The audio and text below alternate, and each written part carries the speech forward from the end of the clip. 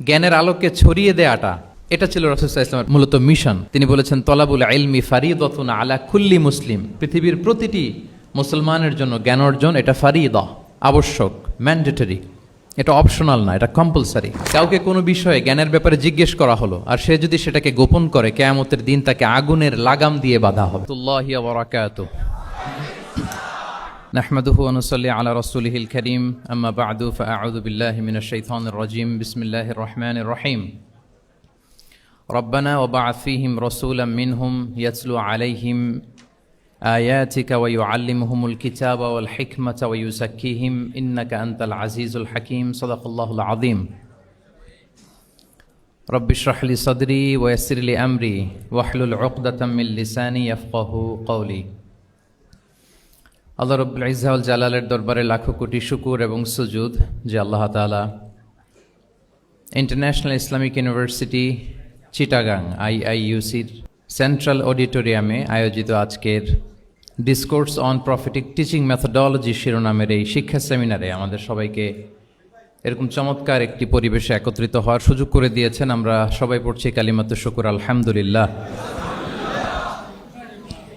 আল্লাহর দরবারে শুকরিয়া জ্ঞাপনের পাশাপাশি আমি অত্র বিশ্ববিদ্যালয়ের কর্তৃপক্ষকে অন্তরের অন্তঃস্থল থেকে ধন্যবাদ এবং মোবারকবাদ জানাতে চাই।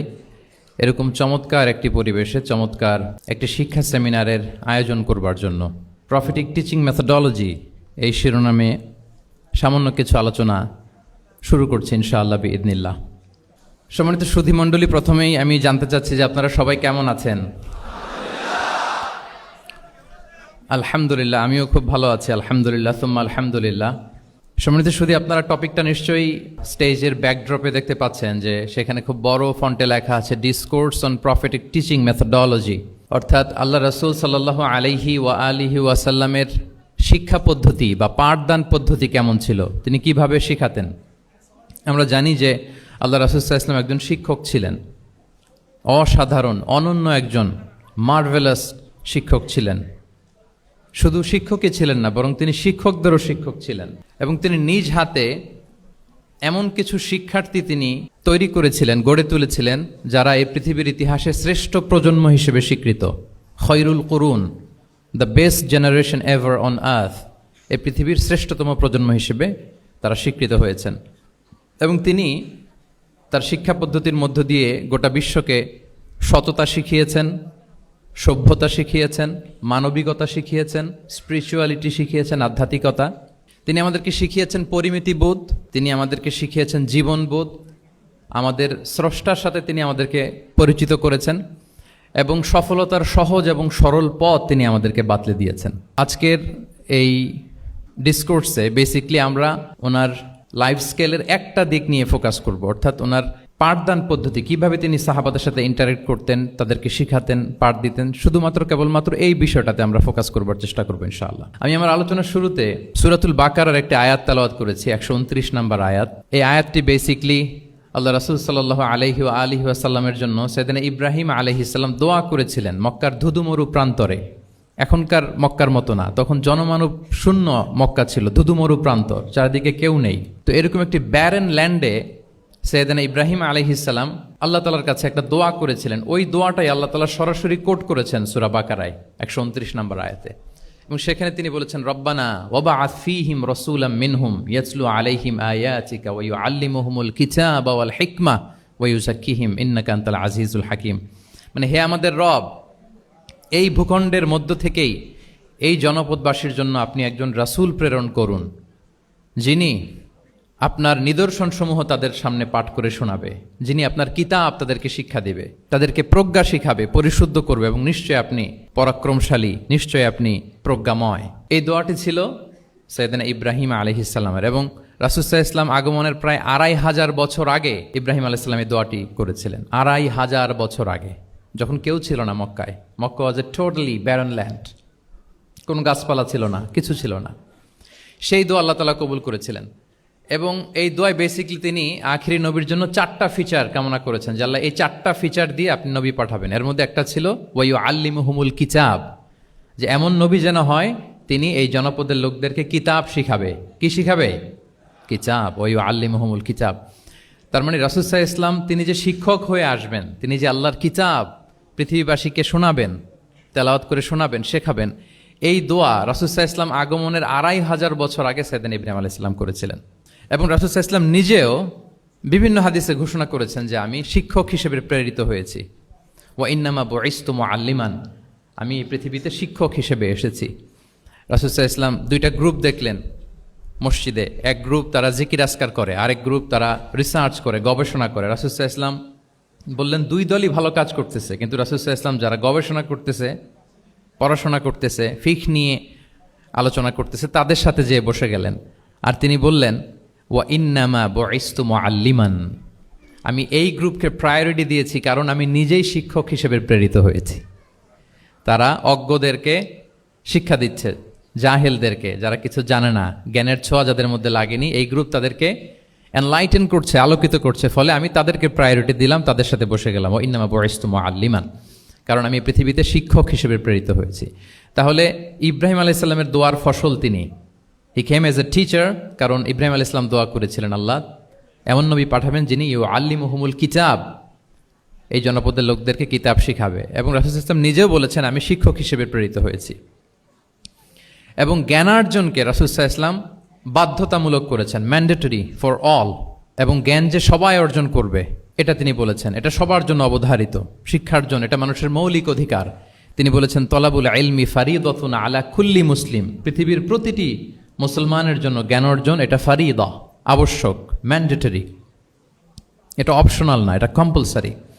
এবং নারী পুরুষ নির্বিশেষে সবার জন্য, এমন না যে শুধু পুরুষদের জন্য। রাসূল সাল্লাল্লাহু আলাইহি ওয়াসাল্লাম বলেছেন আলা কুল্লি মুসলিম, প্রতিটি মুসলিমের জন্য জ্ঞানার্জন এটা আবশ্যক।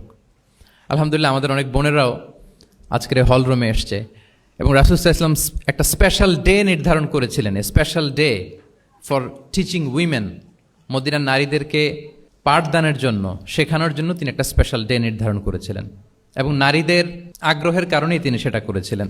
তারা একবার এসে রাসূল সাল্লাল্লাহু আলাইহি ওয়াসাল্লামকে বললেন যে গলাবানা আলাইকা রিজাল ফাজআল লানা ইয়াওমান মিন নাফসিক, হে নবী আমাদের মনে হচ্ছে পুরুষরা বেশি প্রায়োরিটি পেয়ে যায়, আপনি আমাদের জন্য স্পেশাল একটা ডে নির্ধারণ করেন, একটা দিন যেদিন এসে আমরা আপনার কাছ থেকে অনেক কিছু শিখবো, জানবো। ফাওয়াআদাহুন্না ইয়াওমান লাকিয়াহুন্না ফীহি ফাওয়াআদাহুন, রাসূল সাল্লাল্লাহু আলাইহি ওয়াসাল্লাম তাদের এই আবেদনের প্রেক্ষিতে মদিনার নারীদের জন্য একটা special day for teaching women, মদিনার যে কমিউনিটিতে নারীরা ছিল তাদের জন্য রাসূল সাল্লাল্লাহু আলাইহি ওয়াসাল্লাম স্পেশাল একটা ডে নির্ধারণ করেছিলেন। এবং সেদিন পুরুষ সাহাবীদেরকে গুরুত্ব না দিয়ে তিনি শুধু নারীদের, বোনদের কোশ্চেন নিতেন, তাদেরকে তিনি পাঠদান করতেন, শিক্ষাদান করতেন। এবং জ্ঞানার্জনকে, জ্ঞানের আলোকে ছড়িয়ে দেওয়াটা, এটা ছিল রাসূল সাল্লাল্লাহু আলাইহি ওয়াসাল্লামের মূলত মিশন। জ্ঞানের আলোকে তিনি বিশ্বময় ছড়িয়ে দিতে বলেছেন। নলেজ হ্যাজ নো বাউন্ডারিজ, এটার কোনো বাউন্ডারি থাকবে না, গোটা বিশ্বের জন্য আমরা জ্ঞানকে ছড়িয়ে দেই, এটার ব্যাপারে তিনি আমাদেরকে উদ্বুদ্ধ করেছেন। তিনি বলেছেন বাল্লিগু আন্নি ওয়ালাউ আয়া, আমার পক্ষ থেকে একটি কথা, একটি বাণী, একটি আয়াত হলেও তোমরা পৌঁছে দাও। তাহলে তিনি আমাদেরকে জ্ঞানের এই আলো বিশ্বময় ছড়িয়ে দিতে উদ্বুদ্ধ করেছেন। এবং জ্ঞান লুকানোকে তিনি মহাপাপ বলেছেন। আপনার কাছে যদি নলেজ থাকে, সেই নলেজের ব্যাপারে যদি আপনাকে জিজ্ঞেস করা হয়, আপনি যদি এটা শেয়ার না করেন, তাহলে আপনি মহাপাপ করলেন। এটাকে আল্লাহ রাসূল সাল্লাল্লাহু আলাইহি ওয়া আলিহি ওয়াসাল্লাম জ্ঞান লুকানোকে মহাপাপ বলেছেন। তিনি বলেছেন মান সুইলা আন ইলমিন ফাকাতামাহু আলজামাহুল্লাহু ইয়াউমাল কিয়ামাতি বিলিজামিন মিনান নার, কাউকে কোনো বিষয়ে জ্ঞানের ব্যাপারে জিজ্ঞেস করা হলো আর সে যদি সেটাকে গোপন করে, কিয়ামতের দিন তাকে আগুনের লাগাম দিয়ে বাঁধা হবে। ওয়াল ইয়াদু বিল্লাহ। তাহলে জ্ঞানকে ছড়িয়ে দিতে বলেছেন তিনি বিশ্বময়, জ্ঞানকে গোপন করতে তিনি বারণ করেছেন, নিষেধ করেছেন। আমরা যদি দেখি যে আল্লাহ রাসূল সাল্লাল্লাহু আলাইহি ওয়া আলিহি ওয়াসাল্লাম মক্কাতে যখন তিনি ইসলাম প্রচার শুরু করলেন, কোরআনের তালিম যখন তিনি মক্কাতে দিতে শুরু করলেন, তিনি এটাকে প্রাতিষ্ঠানিকভাবেই বেসিকলি শুরু করেছেন। আমরা যেমনি জ্ঞান বিতরণের জন্য প্রাতিষ্ঠানিক অবকাঠামো আমাদের প্রয়োজন হয়, রাসূল সাল্লাল্লাহু আলাইহি ওয়াসাল্লাম সেভাবেই একটা সেন্টার বেস তিনি শুরু করেছিলেন। এবং মক্কায় দারুল আরকাম নামে, আপনারা সবাই যারা রাসূল সাল্লাল্লাহু আলাইহি ওয়াসাল্লামের বায়োগ্রাফি পড়েছেন, ইতিহাস পড়েছেন, দারুল আরকাম থেকে বেসিকলি রাসূল সাল্লাল্লাহু আলাইহি ওয়াসাল্লাম এই জ্ঞান বিতরণ করতেন বা কোরআনের তালিম দিতেন। আরকাম ইবনে আবিল আরকাম একজন তরুণ সাহাবী, মাত্র 16 বছর বয়সে তিনি ইসলাম ধর্ম গ্রহণ করেছিলেন। তার একটা ঘরের একটা বড় অংশ তিনি রাসূল সাল্লাল্লাহু আলাইহি ওয়াসাল্লামের তালিমের জন্য ডেডিকেট করেছিলেন এবং সেটাই ইসলামের প্রথম বিশ্ববিদ্যালয় হিসেবে স্বীকৃত, দারুল আরকাম। এবং মজার ব্যাপার হচ্ছে ওনার ঘরটা সিলেক্ট করার পেছনে স্ট্র্যাটেজিক অনেক কারণ ছিল। কারণ সে ছিল বানু মখজুম গোত্রের, মানে কোরাইশের শত্রু, কোরাইশের রাইভাল ছিল বানি মাখজুম। রাসূল সাল্লাল্লাহু আলাইহি ওয়াসাল্লাম ছিলেন কোন বংশের? বলেন তো সবাই, কোন বংশের? কোরাইশ বংশের। আর আবু জাহাল ছিল কোন বংশের? না, সে বানু মাখজুম থেকে ছিল। So Banu Makhzum was the rival of Quraish. তারা ছিল কোরাইশদের সাথে একটা হাড্ডাহাড্ডি লড়াই, শত্রুর মতো আর কি। তো রাসূল সাল্লাল্লাহু আলাইহি ওয়াসাল্লাম কোরাইশি কারো ঘর বেছে নেন নাই, বরং বানু মাখজুম গোত্রের এক তরুণ আরকাম, তার ঘরটা তিনি বেছে নিয়েছিলেন। এবং স্ট্র্যাটেজিক্যালি এত চমৎকার একটা পজিশনে ছিল, মাত্র 130 মিটার ডিস্টেন্স ছিল কাবা থেকে। কাবা থেকে 130 মিটার দক্ষিণ পূর্বে এই আরকাম রাদিয়াল্লাহু তাআলা আনহুর ঘর ছিল।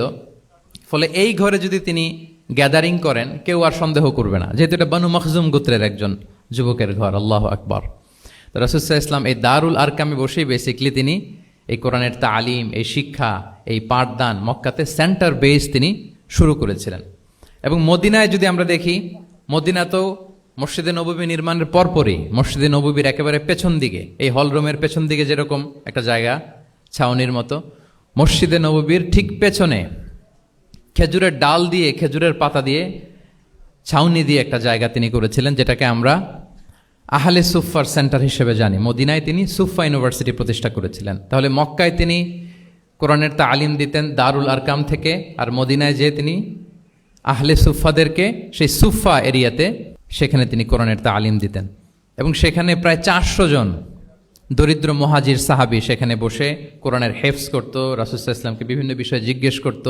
ইসলামের বুনিয়াদি শিক্ষা, the basic of the basics of Islam, আহলে সুফার সাহাবারা সেখানে দুনিয়ার সব কিছুকে স্যাক্রিফাইস করে দিয়ে সেখানে ওনারা রাসূল সাল্লাল্লাহু আলাইহি ওয়াসাল্লামের কাছ থেকে তালিম গ্রহণ করতেন।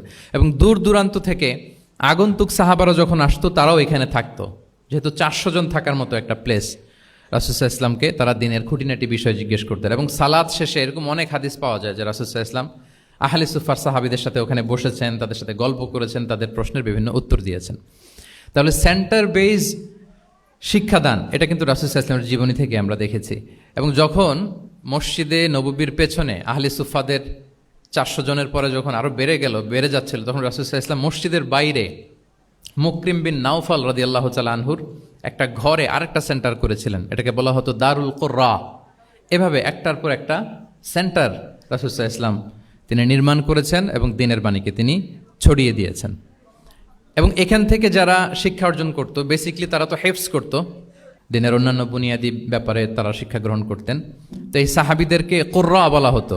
তাদেরকে আবার রাসূল সাল্লাল্লাহু আলাইহি ওয়াসাল্লাম বিভিন্ন এলাকাতে মুআল্লিম হিসেবে প্রেরণ করতেন। এটা রাসূল সাল্লাল্লাহু আলাইহি ওয়াসাল্লামের সুন্নাহ ছিল যে কোনো এলাকায় দ্বীনের শিক্ষা দেওয়ার জন্য আগে মুআল্লিম পাঠাতেন। আমরা জানি যে হিজরতের আগে রাসূল সাল্লাল্লাহু আলাইহি ওয়াসাল্লামের আগেও তিনি মদিনাতে একজন সাহাবীকে পাঠিয়েছিলেন, মুসআব বিন উমাইর। এটা জানি না আমরা সবাই? মুসআব বিন উমাইরকে তিনি পাঠিয়েছিলেন। খুবই ড্যাশিং চেহারার ছিল, খুবই অ্যারিস্টোক্রেট একটা ফ্যামিলির ছিল। উনি এত চমৎকার পারফিউম ইউজ করতেন, উনি কোনো রাস্তা দিয়ে হেঁটে গেলে সবাই বুঝতো এই রাস্তা দিয়ে কিছুক্ষণ আগে হেঁটে গিয়েছে মুসআব বিন উমাইর।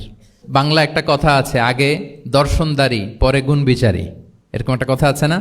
সো মদিনার লোকটা যাতে ইসলামের প্রতি খুব দ্রুত অ্যাট্রাক্টেড হয়, এজন্য তিনি আবু বকর রাদিয়াল্লাহু তাআলা আনহুকে পাঠাননি, ওমরে ফারুককে পাঠাননি, বরং মুসআব বিন উমাইর রাদিয়াল্লাহু তাআলা আনহুকে মুআল্লিম হিসেবে, he was the first ambassador of Islam, প্রথম অ্যাম্বাসেডর হিসেবে তিনি মদিনায় গিয়েছিলেন।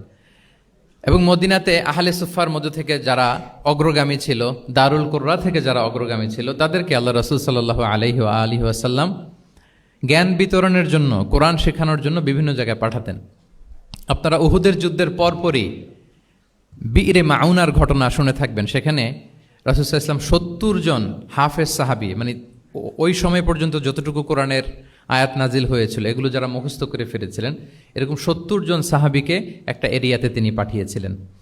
এবং এটা আসলে বিট্রে করেছিল তারা বলেছিল যে আমরা তাদেরকে নিয়ে যাব আমাদের এলাকায়, তারা দিন পৌঁছাবে। কিন্তু এই 70 জন সাহাবীকে বিট্রে করে তারা হত্যা করেছিল, ওনারা শাহীদ হয়েছিলেন। এবং এতে রাসূল সাল্লাল্লাহু আলাইহি ওয়াসাল্লাম অনেক কষ্ট পেয়েছিলেন। যে সমস্ত গোত্র এই কাজের সাথে জড়িত ছিল, টানা 1 মাস তাদের বিরুদ্ধে রাসূল সাল্লাল্লাহু আলাইহি ওয়াসাল্লাম বদদোয়া করেছেন, কুনুতে নাজেলা করেছেন ফজরের সালাতের পরে। তাহলে এই যে ন্যারেশনগুলো, বর্ণনাগুলো আমি কেন উপস্থাপন করছি আপনাদের সামনে, এটা বোঝানোর জন্য যেটার পরম্পরাটা কিরকম, রাসূল সাল্লাল্লাহু আলাইহি ওয়াসাল্লাম কিভাবে কোন সেন্টার থেকে শুরু করলেন, তারপরে কিভাবে এটার ডেভেলপমেন্ট হচ্ছিল, তারপরে কিভাবে এটা আগাতে লাগলো। তাহলে রাসূল সাল্লাল্লাহু আলাইহি ওয়াসাল্লাম বিভিন্ন জায়গায় যে মুআল্লিম পাঠাতেন, এটার রেফারেন্সও আমরা পেলাম যে তিনি তো এখানে শেখাচ্ছেন, যখন অনেক বেড়ে গেল, চাহিদা বাইরে অনেক বেশি, তিনি এখান থেকে ছাত্রদেরকে, সাহাবাদেরকে বিভিন্ন জায়গায় মুআল্লিম হিসেবে প্রেরণ করতেন। এবং শিক্ষার বিনিময়ে তিনি বদরের যে বন্দিরা ছিল তাদের মুক্তিপণের অ্যানাউন্সমেন্ট করেছেন, র্যানসম, এটা আপনারা জানেন। আমি একটু কুইজ নিয়ে নেই আপনাদের। বলেন, বদরে মুসলমানদের পক্ষ থেকে শহীদ হয়েছিল কয়জন? 14 জন, মাশাআল্লাহ। আর কুরাইশদের পক্ষ থেকে 70 জন। বন্দী হয়েছিল কয়জন দেখি? হ্যাঁ, 70 জন তারা নিহত হয়েছিল আর 70 জন বন্দী হয়েছিল। তো বদরের যুদ্ধে এই 70 জন যারা কুরাইশদের মধ্যে থেকে বন্দী হয়েছিল তাদের মুক্তিপণ হিসেবে ফিদিয়া, র্যানসম হিসেবে রাসূল সাল্লাল্লাহু আলাইহি ওয়াসাল্লাম 4000 দিরহামের অ্যানাউন্সমেন্ট করেছেন। মানে দিরহাম মানে হচ্ছে সিলভার কয়েন আর কি। তৎকালীন সময় দিনার হচ্ছে গোল্ড কয়েন আর দিরহাম মানে সিলভার কয়েন। তো রাসূল সাল্লাল্লাহু আলাইহি ওয়াসাল্লাম 4000 সিলভার কয়েনের ঘোষণা করেছেন যে তোমরা যদি মুক্তি পেতে চাও তাহলে 4000 রৌপ্য মুদ্রা দিয়ে, সিলভার কয়েন দিয়ে তারপরে তোমরা মুক্তি পেতে হবে। তখন তিনি অ্যানাউন্স করলেন যে কারো যদি এই সামর্থ্য না থাকে তাহলে এই লোকদের মধ্য থেকে যারা লিখতে পড়তে জানে তারা যদি মদিনার 10 জন শিশুকে লেখাপড়া শিখিয়ে দেয় তাহলে এটা তাদের মুক্তিপণ হয়ে যাবে। আল্লাহু আকবার। তাহলে শিক্ষাটাকে রাসূল সাল্লাল্লাহু আলাইহি ওয়াসাল্লাম কিভাবে দেখতেন, এটাকে কতটা গুরুত্ব দিতেন? তখন কিন্তু মুসলমানদের আর্থিকভাবে খুব কঠিন অবস্থা যাচ্ছিল। তখন এই জাতীয় ফিদিয়াগুলো, র্যানসমগুলো খুব জরুরি ছিল। তারপরে তিনি ঘোষণা করেছেন যাদের সামর্থ্য নাই তারা যদি লিখতে পড়তে জানে, মদিনার 10 জন ছেলে মেয়েকে তারা যদি লেখাপড়া শিখিয়ে দিতে পারে, এইটা তাদের মুক্তিপণ হিসেবে কনসিডার করা হবে। আল্লাহু আকবার। তাহলে সম্মানিত সুধী, আমরা সেই ইব্রাহিম আলাইহিস সালাতু ওয়াস সালামের দোয়া থেকে শুরু করে বদরের যুদ্ধ পর্যন্ত চলে আসলাম যে রাসূল সাল্লাল্লাহু আলাইহি ওয়াসাল্লাম শিক্ষাটাকে, এডুকেশনকে এবং শিক্ষার বাণীকে বিশ্বময় ছড়িয়ে দিতে তিনি কীরকম পদক্ষেপ নিয়েছেন, ওভারঅল একটা আমরা আইডিয়া পেয়েছি। এটা ছিল আমার ইন্ট্রোডাক্টরি ডিসকাশন। এখন আমি মূল আলোচনায় চলে যাই যে রাসূল সাল্লাল্লাহু আলাইহি ওয়াসাল্লাম সাহাবাদেরকে যে তিনি শেখাতেন, ওনার পাঠদান পদ্ধতি কেমন ছিল। প্রথম কথা হচ্ছে রাসূল সাল্লাল্লাহু আলাইহি ওয়াসাল্লাম পিতৃ স্নেহে সাহাবাদেরকে শিক্ষা দিতেন, as like a father teaching his child, teaching his son or daughter. সন্তানকে যেমনি বাবা পরম মমতায় আদর করে শেখায় ঠিক সেভাবে শেখাতেন। এবং তিনি বলেছেন যে ইন্নামা আনা লাকুম বিমানজিলাতিল ওয়ালিদি উআল্লিমুকুম, নিশ্চয় আমি তোমাদের বাবার মতো, বাবা যেমনি ছেলে মেয়েদেরকে শেখায়। এবং এই হাদিসে এসছে যে রাসূল সাল্লাল্লাহু আলাইহি ওয়াসাল্লাম তাদেরকে শিখিয়েছেন সাহাবাদেরকে যে ওয়াশরুমে গেলে কিভাবে ক্লিন হইতে হবে, টু দ্য ডাইরেকশন অফ কেবলা বসা যাবে না, কেবলাকে পেছনে রেখে বসা যাবে না, এমনকি ঢিলাগুলো ইউজ করতে হলে ডান হাতে ইউজ করা যাবে না, বাঁ হাতে। তারপর এটা বেজোর হইতে হবে। এরকম ধরে ধরে উম্মাকে শিখিয়েছেন। নারীদের মেনস্ট্রুয়েশনাল পিরিয়ডের ব্যাপারে বিধানগুলো শিখিয়েছেন। স্বামী স্ত্রীর অন্তরঙ্গ মুহূর্তের ব্যাপারে মাসআলা কি, ব্যাপারগুলো কি, লিগ্যাল অপিনিয়ন কি, ধরে ধরে বাবা মা যেমনি ছেলে মেয়েদেরকে ধরে ধরে শিখিয়ে দেয় যে এইভাবে this is good and this is bad, dos and don'ts যেমনি মা বাবা শেখায়, আল্লাহ রাসূল সাল্লাল্লাহু আলাইহি ওয়াসাল্লাম বলেন ইন্নামা আনা লাকুম বিমানজিলাতিল ওয়ালিদি উআল্লিমুকুম, আমি তোমাদের বাবার মতো, বাবা যেমনি শেখায় পরম মমতায়, এভাবে আমি তোমাদেরকে শিক্ষা দিই। এবং রাসূল সাল্লাল্লাহু আলাইহি ওয়াসাল্লাম খুব সহজ করে উপস্থাপন করতেন, কোনো কিছুকে জটিল করতেন না। এটা কিন্তু একজন আদর্শ শিক্ষকের বৈশিষ্ট্য। মানে as easier as you can, যত সহজ করে আপনি আপনার প্রেজেন্টেশনটা করতে পারবেন তত বেশি আপনার শিক্ষার্থীরা আপনার কাছ থেকে ওই মেসেজ, ওই শিক্ষা, সেটা ওই বার্তাটা তারা গ্রহণ করতে পারবে। এবং সহিহ মুসলিমের হাদিস, আল্লাহ রাসূল সাল্লাল্লাহু আলাইহি ওয়াসাল্লাম তিনি বলেন ইন্নাল্লাহা লাম ইয়াবআসনি মুআন্নিতান ওয়ালা মুতাআন্নিতান ওয়ালাকিন বাআসানি মুআল্লিমান মুয়াসসিরান। আল্লাহু আকবার। আল্লাহ তাআলা আমাকে কঠোরতা আরোপকারী, জটিলকারী করে প্রেরণ করেননি, বরং সহজভাবে, সহজ পন্থায় শিক্ষাদানকারী শিক্ষক হিসেবে প্রেরণ করেছেন। লিটারেলি তিনি মুয়াসসিরান শব্দটা ব্যবহার করেছেন। যেহেতু এখানে ইসলামিক স্টাডিজ, কোরআন, হাদিস যে ডিপার্টমেন্টের শিক্ষার্থী বন্ধুরা আপনারা যারা আছেন, আপনারা শব্দের অর্থটা লিটারেলি বুঝতে পারতেছেন যে তিনি বলেছেন মুআল্লিমান মুয়াসসিরান, আমি সহজপন্থী শিক্ষক হিসেবে প্রেরিত হয়েছি। কোনো জিনিসকে কঠোরতা আরোপ করার জন্য, কঠিন করে প্রেজেন্ট করার জন্য আল্লাহ আমাকে পাঠাননি। রাসূল সাল্লাল্লাহু আলাইহি ওয়াসাল্লাম use to make things easy and easy, খুব সহজ করে উপস্থাপন করতেন। এবং রাসূল সাল্লাল্লাহু আলাইহি ওয়াসাল্লামের শিক্ষাদান পদ্ধতি ছিল অপটিমিস্টিক, আশাব্যঞ্জক, আশাবাদী। অর্থাৎ তিনি যখন কিছু বলতেন, শেখাতেন, মানুষ আশাবাদী হয়ে উঠত, কনফিডেন্ট পেত, ভয় পেত না। আমরা অনেক সময় মানুষকে খুব ভয় দেখাই। রাসূল সাল্লাল্লাহু আলাইহি ওয়াসাল্লাম কাউকে যখন কোনো দায়িত্ব দিয়ে কোথাও প্রেরণ করতেন, ওনার বিখ্যাত হাদিস তিনি বলতেন ইয়াসসিরু ওয়ালা তুআসসিরু বাশশিরু ওয়ালা তুনাফিরু, সহজ করো, কঠিন করো না, সুসংবাদ দাও, দিন থেকে মানুষকে ভাগিয়ে দিও না। মানে আমাদের প্রেজেন্টেশন যেন এমন না হয় যে আমাদের কথা শুনে মানুষ ভাগে, কাছে আসে না, বরং এমনভাবে প্রেজেন্টেশন করো যাতে মানুষ কাছে আসে, কমফোর্ট ফিল করে, ওইটাকে রিসিভ করে এবং জীবনের সাথে সে অ্যাডজাস্ট করতে পারে। সাহাবাদেরকে যখন কোনো জিনিস বুঝাতেন খুব ধীরস্থিরভাবে কথা বলতেন, কখনো কথা বলার ক্ষেত্রে রাশিং করতেন না, তাড়াহুড়ো করতেন না, নেভার এভার। এবং অনেক সাহাবারা খুব দ্রুত হাদিস বর্ণনা করলে আম্মা জান আয়েশা রাদিয়াল্লাহু তাআলা আনহা এটা অপছন্দ করতেন। বিশেষ করে আবু হুরায়রা রাদিয়াল্লাহু তাআলা আনহুর ব্যাপারে তিনি অবজেকশন দিয়েছিলেন যে তুমি যেভাবে বলো নবী সাল্লাল্লাহু আলাইহি ওয়াসাল্লাম কিন্তু এত দ্রুত বলতেন না, তুমি যেমনি গড়গড় করে বর্ণনা করো, আল্লাহ রাসূল সাল্লাল্লাহু আলাইহি ওয়াসাল্লাম এত দ্রুত বর্ণনা করতেন না। লাম ইয়াকুন ইয়াসরুদুল হাদিসা কাসারদিকুম কানা ইউহাদ্দিসু হাদিসান লাউ আদ্দাহুল আদ্দুলা আহসাহু। এমনভাবে প্রিয় নবী কথা বলতেন যে কেউ যদি চাইতো তিনি এই কথার মধ্যে কয়টা বাক্য বলেছেন, কয়টা শব্দ বলেছেন, চাইলে হাতে গুনে ফেলতে পারত। এত প্রেসাইজ অ্যান্ড ক্লিয়ার ছিল। তিনি কয়টা বাক্য বললেন এই বক্তব্যে, কয়টা শব্দ বললেন, এটাও গুনে ফেলা যেত। আল্লাহু আকবার। কানা ইয়াতাকাল্লামু বিকালামিন বাইনাহু ফাসলুন ইয়াহফাযুহু মান জালাসা ইলাই। এবং কথা বলতে বলতে মাঝখানে পজ দিতেন, মানে একটু থামতেন, ফলে যারা শুনতো তারা একেবারে মুখস্থই করে ফেলতে পারত। আল্লাহু আকবার। এটা কিন্তু একজন আদর্শ শিক্ষকের বৈশিষ্ট্য যে খুব ধীরস্থিরভাবে আমি কথা বলবো, মাঝে মাঝে পজ দিব। রাসূল ইসলাম পজ দিতেন, থামতেন, যাতে ছাত্ররা নিতে পারে। সব শিক্ষার্থীদের এক ধরনের ক্যাপাসিটি না, ক্যাপাসিটি ইস্যু নিয়ে আমি সামনে কথা বলতেছি ইনশাআল্লাহ। তো তাহলে এইভাবে তিনি বেসিকলি তালিম দিতেন বা প্রেজেন্ট করতেন। আচ্ছা, শিক্ষা দেওয়ার ক্ষেত্রে দুইটা ধরন ছিল রাসূল সাল্লাল্লাহু আলাইহি ওয়াসাল্লামের। কখনো হয়তো ওয়ান অন ওয়ান মিটিং, একজন সাহাবীকে টার্গেট করে তাকে কিছু শেখাচ্ছেন, জানাচ্ছেন বা বলছেন। আবার কখনো একজন না, একাধিক সাহাবী বা অনেক সাহাবীদেরকে, অনেক মানুষকে তিনি অ্যাড্রেস করছেন। তাহলে এই দুইভাবে তিনি অ্যাড্রেস করতেন। এক নাম্বার হচ্ছে প্রাইভেট লার্নিং সেশন, আর একটা হচ্ছে পাবলিক লার্নিং সেশন। দুইটাই রাসূল ইসলামের সিরা যদি আপনি স্ক্যানিং করেন আপনি পাবেন। প্রাইভেটলি এরকম অনেক হাদিস পাওয়া যায় যে হাদিসগুলোতে দেখা যায় যে রাসূল সাল্লাল্লাহু আলাইহি ওয়াসাল্লাম ওয়ান অন ওয়ান মিটিং করেছেন, শুধু একজনকে কিছু শেখাচ্ছে। এটা স্পেশালি হতো যখন তিনি কারোর সাথে রাইড শেয়ার করতেন। রাইট অর্থাৎ তিনি উটে ছিলেন, উটের পেছনে আরেকজন সাহাবী বসা, তিনি গাধার উপরে বসা, পেছনে আরেক সাহাবী বসা, তিনি খচ্চরের উপর বসা, আরেক সাহাবী বসা। যখন তিনি রাইড শেয়ার করতেন, এরকম ভুরি ভুরি হাদিস আপনারা পাবেন যে মুআয ইবনে জাবাল বলতেছে যে কুনতু রদিফা রাসূলিল্লাহ, কুনতু খালফা রাসূলিল্লাহ, আমি একবার উটের পেছনে বসা ছিলাম। আব্দুল ইবনে আব্বাস বলতেছেন আমি ওটের পেছনে বসা ছিলাম। ফদল ইবনে আব্বাস বলতেছেন আমি একবার একটা খচ্চরের পেছনে বসা ছিলাম। When he was sharing his riding যখন শেয়ার করতেন, ওই মুহূর্তগুলো তেমন চমৎকার চমৎকার কিছু বার্তা রাসূল সাল্লাল্লাহু আলাইহি ওয়াসাল্লাম ওই সাহাবীদেরকে দিয়েছেন, যেগুলো আমরা হাদিস গ্রন্থগুলোতে পড়ে অবাক হয়ে যাই। এরকম একটা ছোট্ট হাদিস যদি শেয়ার করি, আব্দুল্লাহ ইবনে আব্বাস রাদিয়াল্লাহু তাআলা আনহু উনি বলেন কুনতু খালফা রাসূলিল্লাহি সাল্লাল্লাহু আলাইহি ওয়াসাল্লাম ইয়াওমান। একদিন আমি, এই যে দেখেন বর্ণনা ভঙ্গি কেমন, একদিন আমি রাসূল সাল্লাল্লাহু আলাইহি ওয়াসাল্লামের পেছনে বসা, মানে কোনো একটা ওটের উপর বা গাধার উপরে বসা। ফাকালা, তিনি বললেন ইয়া গুলাম, হে কিশোর। রাসূল সাল্লাল্লাহু আলাইহি ওয়াসাল্লামের শব্দ চয়নগুলো অসাধারণ। আমরা অনেক হাদিস আজকে শেয়ার করার চেষ্টা করব, আপনি বাক্য চয়ন, শব্দ চয়ন শুনলে অবাক হবেন। ইয়া গুলাম, হে কিশোর, ইন্নী ও আল্লিমুকা কালিমাতিন, আমি তোমাকে চমৎকার কিছু কথা শিখিয়ে দিচ্ছি, শোনো। তখন কিন্তু কেউ নাই। এই হাদিস উনি বর্ণনা না করলে আমরা জানতে পারতাম না, কারণ ওনারা এক ওটের উপরে বা ঘোড়ার উপরে ছিলেন। পরে যখন আব্দুল ইবনে আব্বাস এটা ন্যারেট করলেন তখন আমরা জানতে পেরেছি।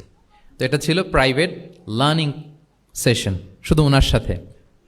তোমাকে কিছু কথা শিখিয়ে দেই। ইহফাদিল্লাহ ইয়াহফাযকা, ইহফাদিল্লাহ তাজিদহু তুজাহাক। এটা অনেকের মুখস্থ আছে না, বিখ্যাত হাদিস আল আরবাউন আন-নববিয়ার ভেতরেও আছে। তুমি আল্লাহর বিধানগুলোকে সংরক্ষণ করো, রক্ষণাবেক্ষণ করো, টেক কেয়ার করো, আল্লাহ তোমার টেক কেয়ার করবেন। ইদা সাআলতা ফাসআলিল্লাহ, হে আব্দুল্লাহ, যখন চাইবে আল্লাহর কাছে চাইবে, যখন ফরিয়াদের হাত তুলবে কেবলমাত্র আল্লাহর কাছেই তুলবে। ওয়া ইদা ইসতাআনতা ফাসতাঈন বিল্লাহ, যখন সাহায্য চাইবে কেবল আল্লাহর কাছেই সাহায্য চেও। ওয়া আলাম আন্নাল উম্মাতা লাউ ইজতামাআত আলা আন ইয়ানফাউকা বিশাইইন লাম ইয়ানফাউকা ইল্লা বিশাইইন ক্বাদ কাতাবাহুল্লাহু লাক।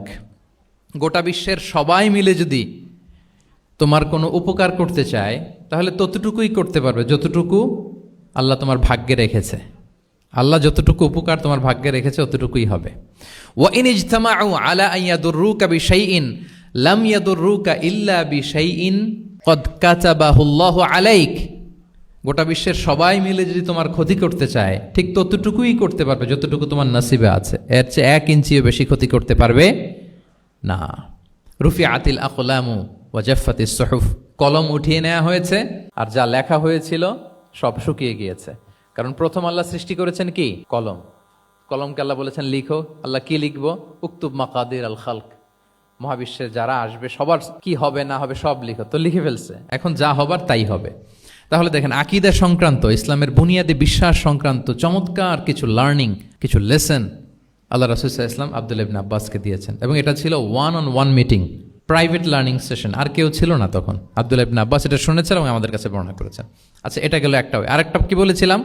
একটা তো প্রাইভেট লার্নিং সেশন, আরেকটা কি পাবলিক লার্নিং সেশন। ওইটা একা একা না, হয়তো অনেক সাহাবী একসাথে আছে, তাদেরকে কিছু বলছেন বা শেখাচ্ছেন, অথবা হিউজ কংগ্রেগেশন, অনেক বড় গ্যাদারিং।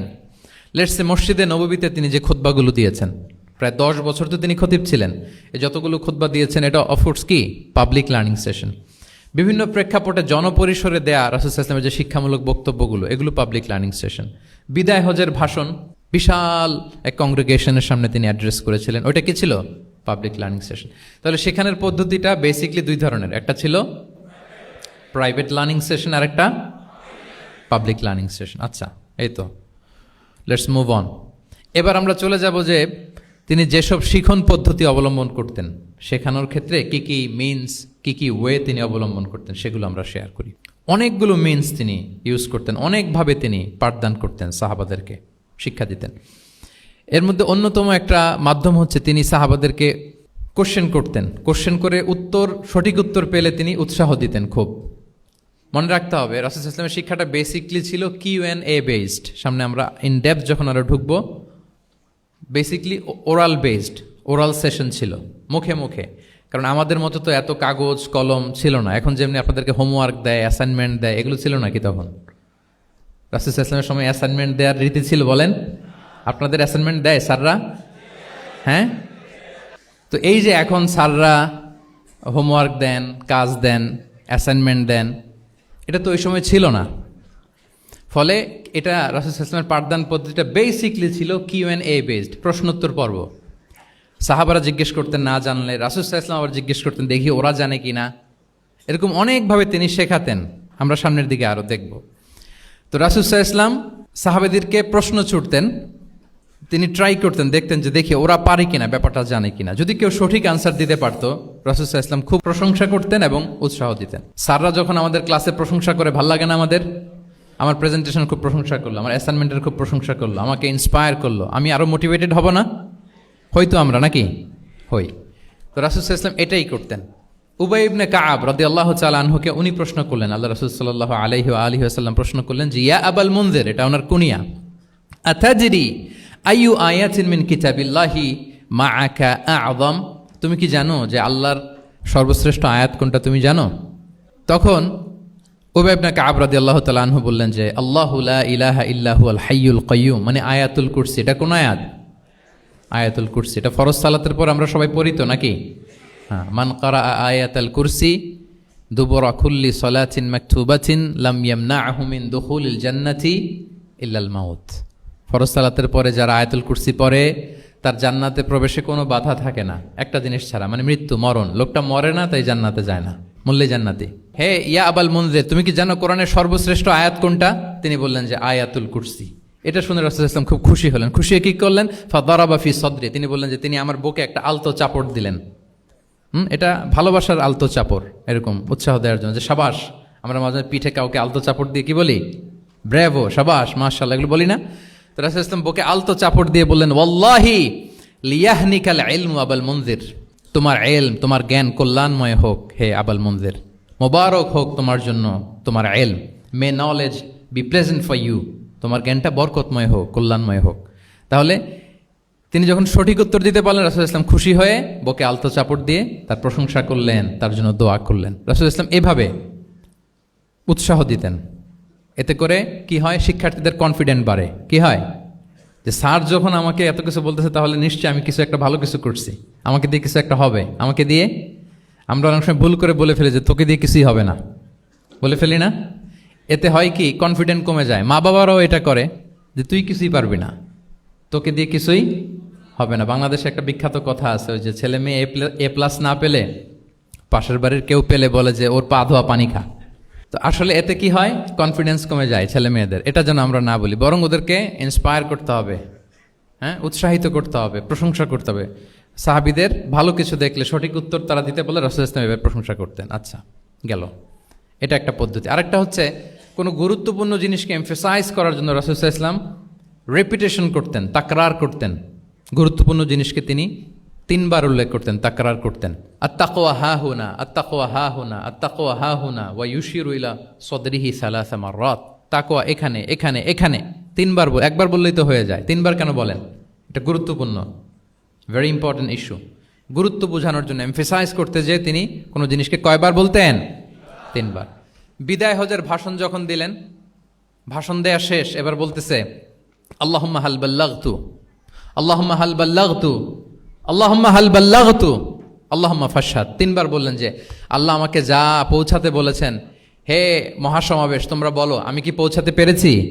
আমি কি ঠিকঠাক পৌঁছালাম? আমি কি সব তোমাদেরকে বলেছি? সাক্ষ্য দাও, সাক্ষ্য দাও। সবাই বললো ইয়া রাসূলুল্লাহ, আল্লাহ যেমনটি বলেছেন সব আপনি আমাদের কাছে পৌঁছে দিয়েছেন, কিছু লুকোচুরি করেন নাই, কিছু লুকান নাই। তাহলে 3 বার জানতে চাইলেন, কয়বার?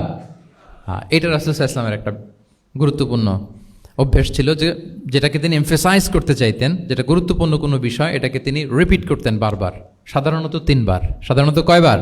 তাহলে গুরুত্বপূর্ণ জিনিসগুলো আমরা বারবার বলবো, যাতে আমাদের শিক্ষার্থীরা সহজে সেটা মুখস্থ করে ফেলতে পারে। আবার রাইডিং শেয়ারের আর একটা ঘটনা, মুআয ইবনে জাবাল রাদিয়াল্লাহু তাআলা আনহু, উনি একবার রাসূল সাল্লাল্লাহু আলাইহি ওয়াসাল্লামের সাথে বাহনের পেছনে ছিলেন, হয়তো উট। কুনতু রিদফান নবী, মুআয ইবনে জাবাল বলেন, আমি রাসূল সাল্লাল্লাহু আলাইহি ওয়াসাল্লামের পেছনে একবার বসা ছিলাম। তো তখন হঠাৎ করে রাসূল সাল্লাল্লাহু আলাইহি ওয়াসাল্লাম আমাকে ডাক দিলেন। রাসূল সাল্লাল্লাহু আলাইহি ওয়াসাল্লাম সামনে, মুআয ইবনে জাবাল পেছনে। হঠাৎ ডেকে বললেন, ইয়া মুআয ইবনে জাবাল, হে মুআয ইবনে জাবাল। তো তিনি বললেন খুব বিনয়ের সাথে, কুলতু লাব্বাইকা রাসূলুল্লাহি ওয়া সাআদাইক, মানে হে আল্লাহ রাসূল আমি হাজির, আমি প্রস্তুত। হে আল্লাহ রাসূল আপনি খালি অর্ডার করেন, বান্দা হাজির। আমরা এরকম বলি না মাঝে মাঝে বাংলায়, কি বলি? বান্দা হাজির, মানে আমি আছি আপনার খেদমত, আপনি বলেন। তো রাসূল সাল্লাল্লাহু আলাইহি ওয়াসাল্লাম বললেন, ইয়া মুআয ইবনে জাবাল লাব্বাইকা রাসূলুল্লাহি ওয়া সাআদাইক, ইয়া রাসূলুল্লাহ আমি হাজির। কিন্তু রাসূল সাল্লাল্লাহু আলাইহি ওয়াসাল্লাম কিছু বলেন না, কিছুই বলেন না। আবার যাচ্ছে, উট যাচ্ছে যাচ্ছে যাচ্ছে, কয়েক মিনিট পরে আবার ডাক দিলেন, ইয়া মুআয ইবনে জাবাল, হে মুআয। উনি একই কথা, লাব্বাইকা রাসূলুল্লাহ সাআদাইক, হে আল্লাহ রাসূল আমি হাজির, উপস্থিত। আবার ইয়া মুআয ইবনে জাবাল, হে মুআয। তিনি একই কথা বললেন, লাব্বাইকা রাসূলুল্লাহ। 3 বার বললেন, 3 বার মুআয ইবনে জাবাল একই উত্তর দিলেন। তার মানে ওনার আগ্রহটা বাড়াচ্ছেন। রাসূল সাল্লাল্লাহু আলাইহি ওয়াসাল্লাম একটা গুরুত্বপূর্ণ কথা বলবেন, এই কথাটা শোনানোর জন্য মুআয ইবনে জাবালের উনি কি করতেছেন? ভেতর থেকে কথা বুঝতেছেন আমার সবাই? আগ্রহটা আরো বাড়াচ্ছেন, আরো বাড়াচ্ছেন। যখন দেখলেন যে না, আগ্রহ একেবারে 100-এ 100, এখন বললে সে এটা রিসিভ করতে পারবে, কাজে দিবে, তখন তিনি বললেন যে মুআয তুমি কি জানো, হাল তাদরি মা হাক্কুল্লাহি আলাল ইবাদ, বান্দার উপর আল্লাহর হক কি জানো? তিনি বললেন আল্লাহু ওয়া রাসূলুহু আ'লাম, আল্লাহ আল্লাহ রাসূল ভালো জানে। সাহাবাদের একটা বৈশিষ্ট্য ছিল, they are very down to earth, মানে আউট অফ হাম্বলনেস তারা বলতেন আল্লাহ আল্লাহ রাসূল ভালো জানে।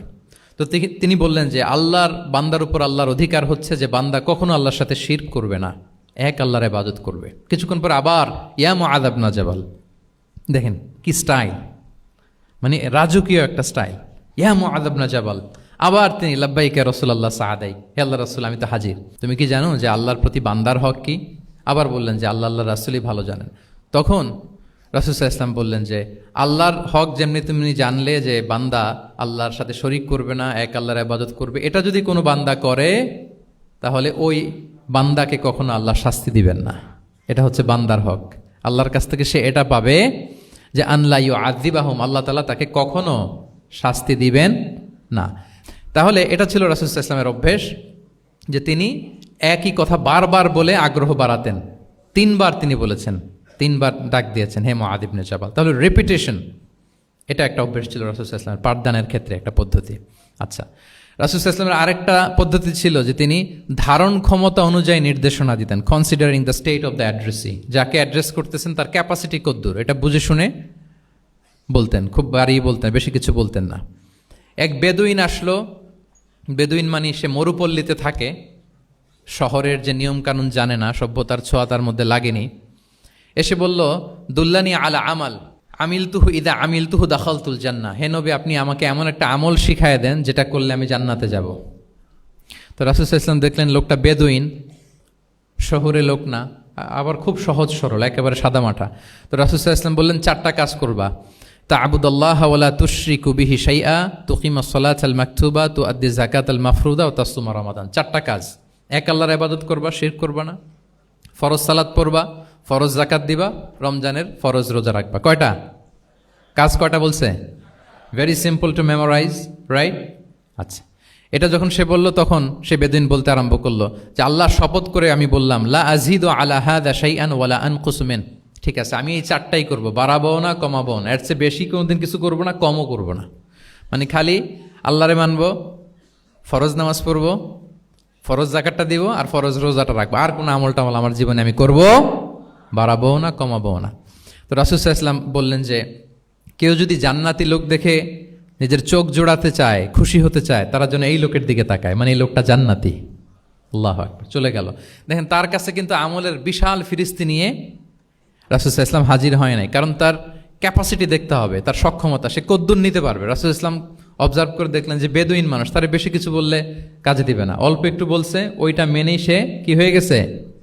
জান্নাতি হয়ে গেছে। এটা অনেক সময় আমরা ভুল করে ফেলি। শিক্ষার্থীদের মধ্যে সবার রিসিভিং ক্যাপাসিটি এক ধরনের হয় না, কারো খুব বেশি, কারো খুব কম। তো একজন আদর্শ শিক্ষকের কাজ হচ্ছে এটাকে ফলো করা, অবজার্ভ করা, এবং যেটা তাদের সক্ষমতায় কুলায় ঠিক অতটুকু তাদেরকে দেয়, এর চেয়ে বেশি কিছু না।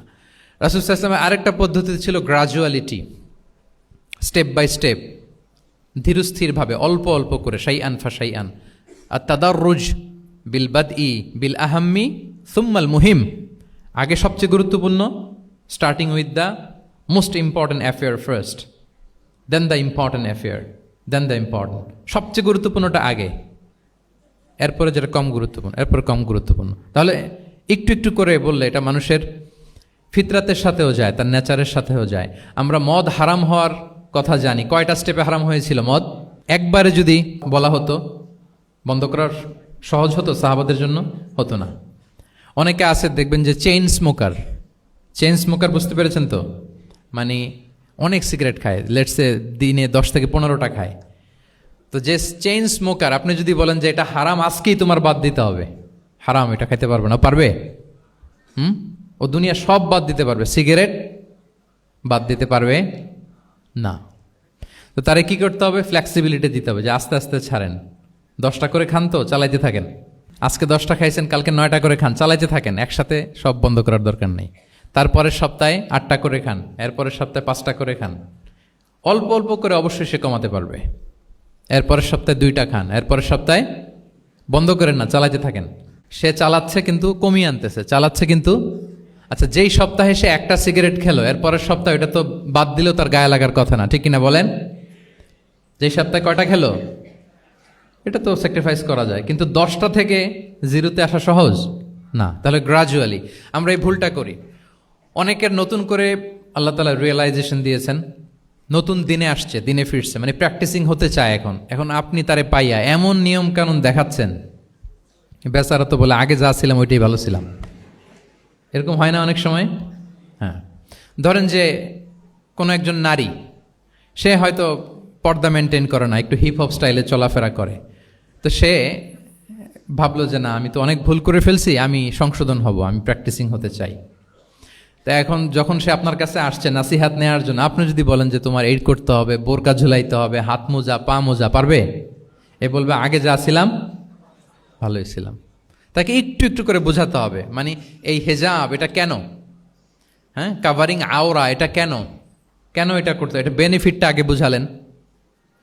যে Islam consider women as a queen, নারীকে ইসলাম কি হিসেবে কনসিডার করে? রানী হিসেবে। তো রানীর তো একটা ড্রেস কোড থাকবে, স্পেশাল পোশাক থাকবে, এগুলো বুঝাবেন। সে যাতে একটু নিজেকে গুছিয়ে চলে, শুরুর দিকে আপনি এই বার্তা দিতে পারেন যে একটু গুছিয়ে চলতে হবে। এরপর একটু শালীন পোশাকে যেন সে অভ্যস্ত হয়, এটা বললেন।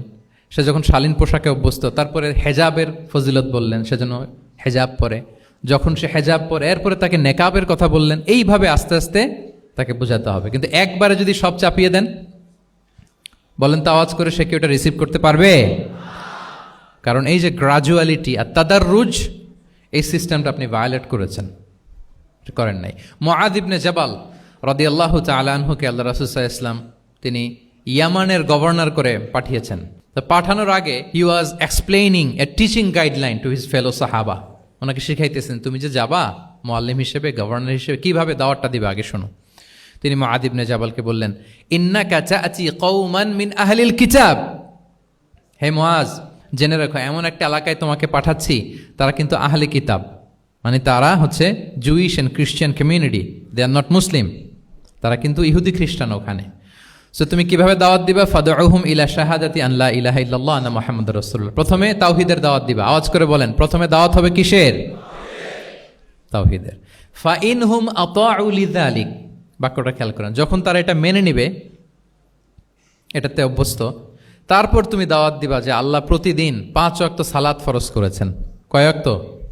5 ওয়াক্ত সালাত। আচ্ছা, ফাইনহুম আতাউ লিযালিক, যখন তারা 5 ওয়াক্তে সালাতে অভ্যস্ত হবে, তখন বলবা যে আল্লাহ তাআলা ধনীদের উপর যাকাত ফরজ করেছেন।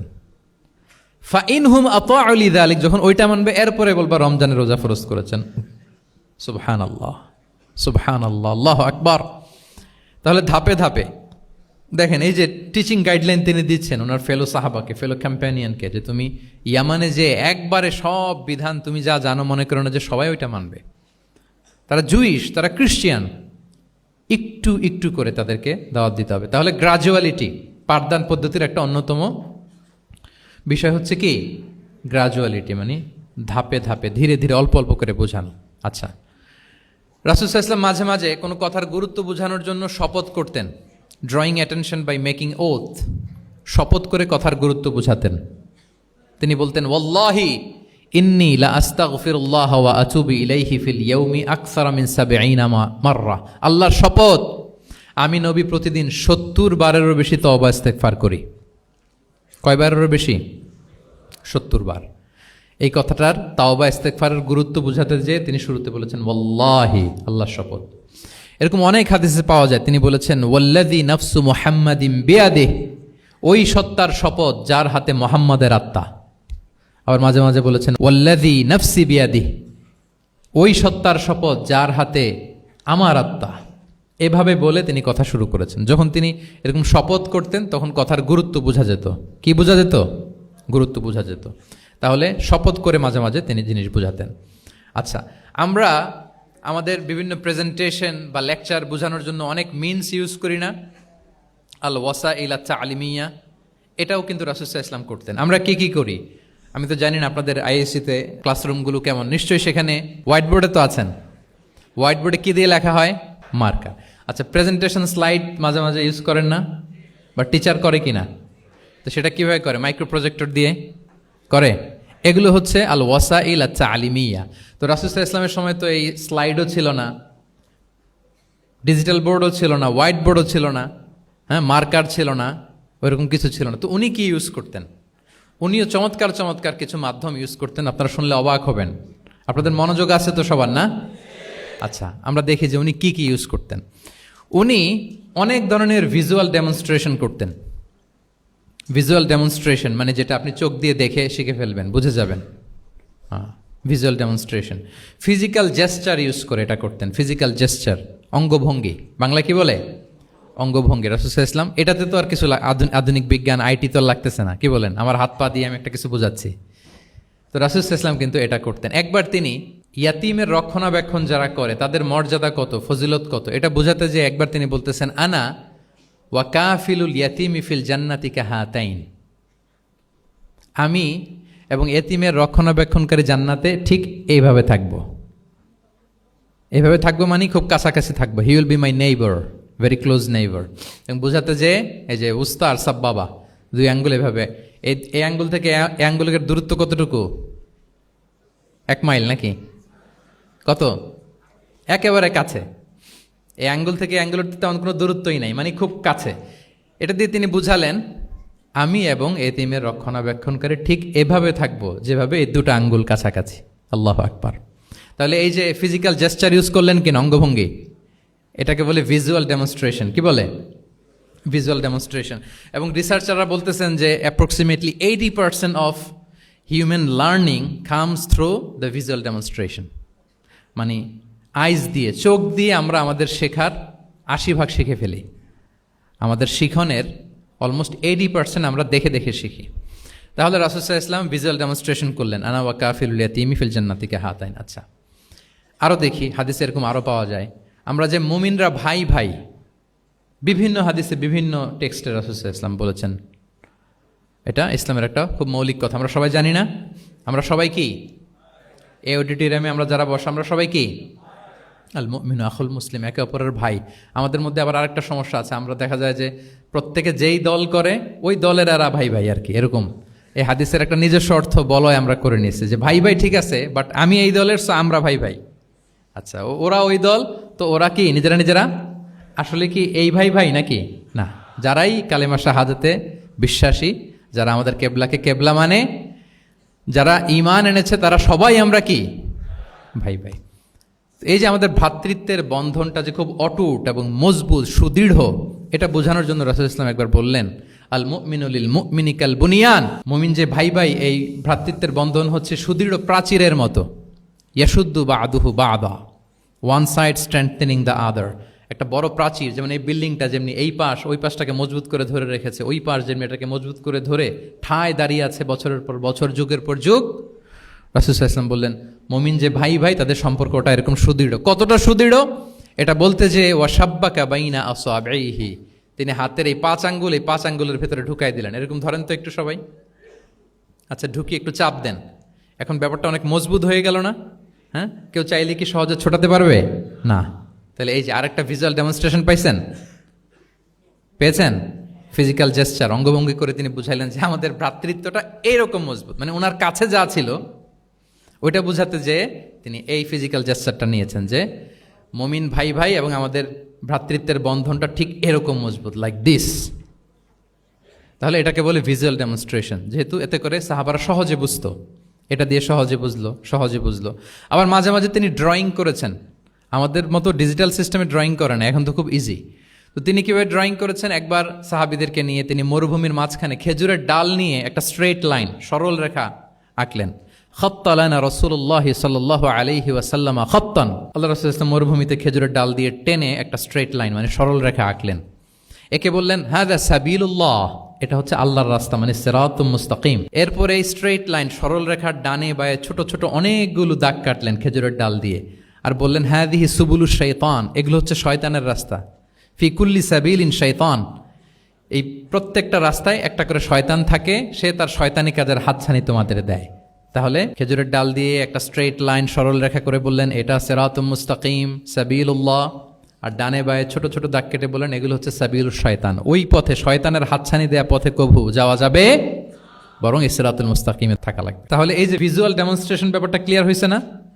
কাফিলুল ইয়াতীমি কাহাতাইন শাব্বাকা বাইনা আসাবিহি খাত্তা লানা রাসূল সাল্লাল্লাহু আলাইহি ওয়াসাল্লাম খাত্তা। তাহলে এভাবে ওনার সাধ্যের নাগালে যা যা ছিল সাহাবাদেরকে আরো বুঝাতে, ভালো করে to clarify the issue, to visualise the matter, রাসূল সাল্লাল্লাহু আলাইহি ওয়াসাল্লাম এগুলোর ব্যবহার করেছেন। এরপর মাঝে মাঝে সাহাবীদের মস্তিষ্কের যাতে ব্যায়াম হয়, শিক্ষার্থীর কল্পনার জগতে কোনো কিছু চিত্রায়িত করা, এতে করে মস্তিষ্কের ব্যায়াম হয় আর কি, to enhance the power of imagination, আপনার ইমাজিনারি পাওয়ারকে ডেভেলপ করবার জন্য। রাসূল সাল্লাল্লাহু আলাইহি ওয়াসাল্লাম হাদিসে এরকম অনেক কথা বলেছেন যে তোমরা একটু ভাবো তো, এরকম হইলে কেমন হয়, এমন হইলে কেমন হয়, তেমন হইলে কেমন হবে। এই কথাগুলো যখন বলতেন সাহাবারা ভাবনার জগতে হারিয়ে যেত, ভাবতেন, কল্পনার রাজ্যে হারিয়ে যেতেন, ওনাদের মস্তিষ্কের ব্যায়াম হতো, ইমাজিনেশনের যে পাওয়ার এটা ডেভেলপ করতো, এমনটা পাওয়া যায়। রাসূল সাল্লাল্লাহু আলাইহি ওয়াসাল্লাম একবার বললেন আরাআইতুম লাউ আন্না নাহরান বিবাবি আহাদিকুম ইয়াগতাসিলু মিনহু কুল্লা ইয়াউমিন খামসা মাররাতিন হাল ইয়াবকা মিন দারানিহি শাই। আচ্ছা বলো তো, তোমরা একটু ভাবো তো, কল্পনার রাজ্যে হারিয়ে যাও, ভেবে দেখো তো, ধরো যে তোমার বাড়ির সামনে একটা ঝর্ণাধারা আছে বা একটা চমৎকার লেক আছে যেখানে স্বচ্ছ স্ফটিক পানি, তুমি যদি প্রতিদিন ওই ঝর্ণায় যে বা ওই লেকে নেমে 5 বার গোসল করো, তোমার গায়ে কোনো ময়লা থাকবে? আর সাহাবারা কল্পনা করে বলে না, মনে মনে ভাবতেছে যে গোসল করতেছে, 5 বার গোসল করার পরে আর আমার গায়ে দুর্গন্ধ, ঘামের গন্ধ থাকবে কি করে? না, কোনো ময়লা থাকবে না। সাহাবারা বলল লা ইয়া রাসূলুল্লাহ লা ইয়াবকা মিন দারানিহি শাই। রাসূল ইসলাম তখন বলেন ফাকাযালিকা মাসালুস সালাওয়াতিল খামস, এটা হচ্ছে 5 ওয়াক্ত সালাতের দৃষ্টান্তের মতো, ইয়ামহুল্লাহু বিহিন্নাল খাতায়া। কারো ঘরের সামনে যদি একটা স্বচ্ছ লেক থাকে, পানির ফোয়ারা, সে যদি 5 বার গোসল করে তার গায়ে যেমনি কোনো দুর্গন্ধ, ময়লা, আবর্জনা কিছু থাকে না, কেউ যখন 5 ওয়াক্ত সালাত আদায় করে তখন এই সালাতও তার সব গুনাহগুলোকে ধুয়ে মুছে এরকম পাক পবিত্র সাফ করে দেয়। সুবহানাল্লাহ। বুঝে গেলেন যে সালাওয়াতুল খামস কিভাবে আমাদের পাপ মুছে ক্লিনজিং করে, এটা সাহাবারা ইজিলি বুঝে গেলেন। তাহলে ভেবে দেখো তো, চিন্তা করো তো, এটা বলে বেসিকলি দ্য পাওয়ার অফ ইমাজিনেশনকে রাসূল সাল্লাল্লাহু আলাইহি ওয়াসাল্লাম ইনহ্যান্স করার চেষ্টা করলেন। এভাবেও সাহাবাদেরকে তিনি মাঝে মাঝে বুঝাতেন। রাসূল সাল্লাল্লাহু আলাইহি ওয়াসাল্লাম মাঝে মাঝে দেখা যায় যে সহজ করে বুঝাতে যে রূপক অর্থবোধক শব্দের প্রয়োগ করতেন, মাজাজ বা ইস্তেআরা। তো মাজাজ বা ইস্তেআরা মানে হচ্ছে মেটাফোর। কোনো জিনিসকে আরো সহজ করে বোধগম্যময় করতে রাসূল সাল্লাল্লাহু আলাইহি ওয়াসাল্লাম এই মেটাফোরকে ইউজ করতেন। যেমন রাসূল সাল্লাল্লাহু আলাইহি ওয়াসাল্লাম নারীদের প্রতি সদয় হওয়ার জন্য পুরুষদেরকে তিনি বলেছেন রিফকান বিল কাওয়ারির, অর্থাৎ কাঁচগুলোর সাথে ভালো আচরণ করো, মানে কাঁচগুলোকে দেখে রেখো। কাঁচের পাত্র দিয়ে তিনি নারীদেরকে, স্ত্রীদেরকে বুঝিয়েছেন রিফকান বিল কাওয়ারির। আচ্ছা বলেন তো, কাচের গ্লাস, প্লেট, তৈজসপত্র এক বাড়ি থেকে যদি আরেক বাড়িতে, লেটসে আপনি বাসা শিফট করবেন, আপনার কাছে অনেক কাচের তৈরি গ্লাস, প্লেট, তৈজসপত্র আছে। চট্টগ্রামের এই থানা থেকে ওই থানায় আপনি বাসা চেঞ্জ করবেন। এগুলো নেওয়ার সময় আপনারা কি করেন বলেন? র্যাপিং করে, এক্সট্রা প্রিকশন নিয়ে খুব সাবধানে এটাকে ধরতে হয়, রাখতে হয়, সেট করতে হয়, নামাতে হয়, ঠিক কিনা বলেন?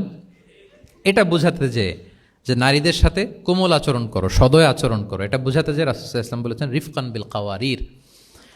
একবার স্ত্রীরা, আমাদের আম্মা জানেরা রাসূল সাল্লাল্লাহু আলাইহি ওয়াসাল্লামের সাথে সফরে যাচ্ছেন, খুব সম্ভবত হজের সফরে। তো ওনারা যখন পালকিতে চড়বেন, ওখান থেকে হাওদাজে উঠাবেন, খুব দ্রুত তাড়াহুড়ো করে কিছু লোকজন ওই পালকি উঠাচ্ছিল। তখন রাসূল সাল্লাল্লাহু আলাইহি ওয়াসাল্লাম বললেন, ওয়াই হাক ইয়া আনজাসা সাউকাকা রিফকান বিল কাওয়ারির, খুব সাবধানে নিয়ে যাও, কাজগুলোকে একটু দেখে শুনে নাও, কাচের বোতলগুলো, গ্লাসগুলো দেখে শুনে নাও, মানে স্ত্রীদেরকে একটু দেখে শুনে যত্নের সাথে নিয়ে নাও। তাহলে নারীদেরকে কিসের সাথে তুলনা করেছেন? কাচের গ্লাস, কাচের তৈজসপত্র, কাচের সামগ্রী, যাতে বুঝতে সুবিধা হয়। কাচের গ্লাস তোমরা যেমনি ধরো, রাখো, ডিল করো, নারীদের সাথেও এভাবে কি কোমল আচরণ করতে হবে। আচ্ছা, আমি শুরুতেই বলেছিলাম যে রাসূল সাল্লাল্লাহু আলাইহি ওয়াসাল্লামের সাহাবীদেরকে কিছু শেখানো পদ্ধতিটা মেইনলি কি ছিল? কি বেসড? কারো মনে আছে? QnA based, right? এই তো মাশাআল্লাহ, কিউএনএ মানে প্রশ্নোত্তরমূলক। সাহাবারা প্রশ্ন করতো, রাসূল সাল্লাল্লাহু আলাইহি ওয়াসাল্লাম উত্তর দিতেন। কারণ কোরআনেও আমাদেরকে উৎসাহিত করা হয়েছে, ফাসআলু আহলা যিকরি ইন কুনতুম লা তা'লামুন, যদি না জানো তাহলে আহলু যিকির বা আহলুল ইলমকে জিজ্ঞেস করে জেনে নাও। এবং রাসূল সাল্লাল্লাহু আলাইহি ওয়াসাল্লাম বলেছেন, ফাইন্নামা শিফাউল আইয়ি আস-সুআলু, অজ্ঞতার চিকিৎসা হচ্ছে প্রশ্ন করা। আপনি জানেন না তো আপনার কাজকে কি করবেন? প্রশ্ন করবেন। আপনার টিচারকে প্রশ্ন করবেন, আপনার শায়েখকে কোশ্চেন করবেন, রিসার্চারকে আপনি বারবার কোশ্চেন করতে হবে। প্রশ্ন মানে তাকে জর্জরিত করতে, যত কোশ্চেন করবেন তত আপনি শিখতে পারবেন, যত কোশ্চেন করবেন তত আপনি শিখতে পারবেন। রাসূল সাল্লাল্লাহু আলাইহি ওয়াসাল্লাম এই পদ্ধতিটা সবচেয়ে বেশি অবলম্বন করতেন। কিছু নমুনা তো আমরা ইতিমধ্যে দেখেছি। আমরা আরও ভিতরে ঢুকি। রাসূল সাল্লাল্লাহু আলাইহি ওয়াসাল্লাম মাঝে মাঝে সাহাবাদেরকে প্রশ্ন করতেন, drawing attention of the listener by throwing question. প্রশ্ন ছুড়ে দেওয়ার মাধ্যমে ওনাদের মনোযোগ আছে না নাই এটা দেখতেন। এই যে মাঝে মাঝে আমি আপনাদেরকে জিজ্ঞেস করলে দেখা যায় যে আমি বুঝতে পারি যে আপনারা আমার সাথে আছেন না নাই। আপনাদের মনোযোগ আছে তো? আচ্ছা, ঠিক আছে, প্রশ্ন করবো একটু পরে। পুরো আলোচনা শেষে দিয়ে একটা প্রশ্ন করবো, দেখি কে কতটুকু মনে রাখতে পারলেন। তো রাসূল সাল্লাল্লাহু আলাইহি ওয়াসাল্লাম একবার প্রশ্ন করলেন সাহাবাদেরকে, তাদের অ্যাটেনশন যাতে গ্রো করে। তিনি বললেন যে ইন্না মিনা শাজারি শাজারাতান লা ইয়াসকুতু ওয়ারাকুহা মাসালুহা ইন্নাহা মাসালুল মুসলিম হাদিসুনি মা হিয়া। তিনি সাহাবাদেরকে বললেন, সাহাবারা, এক ধরনের গাছ আছে যে গাছের পাতা কখনো ঝরে না। কি কখনো ঝরে না? আচ্ছা, এর দৃষ্টান্ত হচ্ছে মুসলিমের দৃষ্টান্তের মতো। হাদিসুনি মা হিয়া, বলো তো এটা কোন গাছ? যখন বলছে কোন গাছ, সাহাবারা চলে গেছে অনেক দূরে। সহজ হলে তার জিজ্ঞেস করবে না, নিশ্চয়ই আনকমন কোনো গাছ। এবার ভাবতেছে, দেখি তো খাইবারে গেছিলাম, খাইবারের আশেপাশে কি গাছ আছে।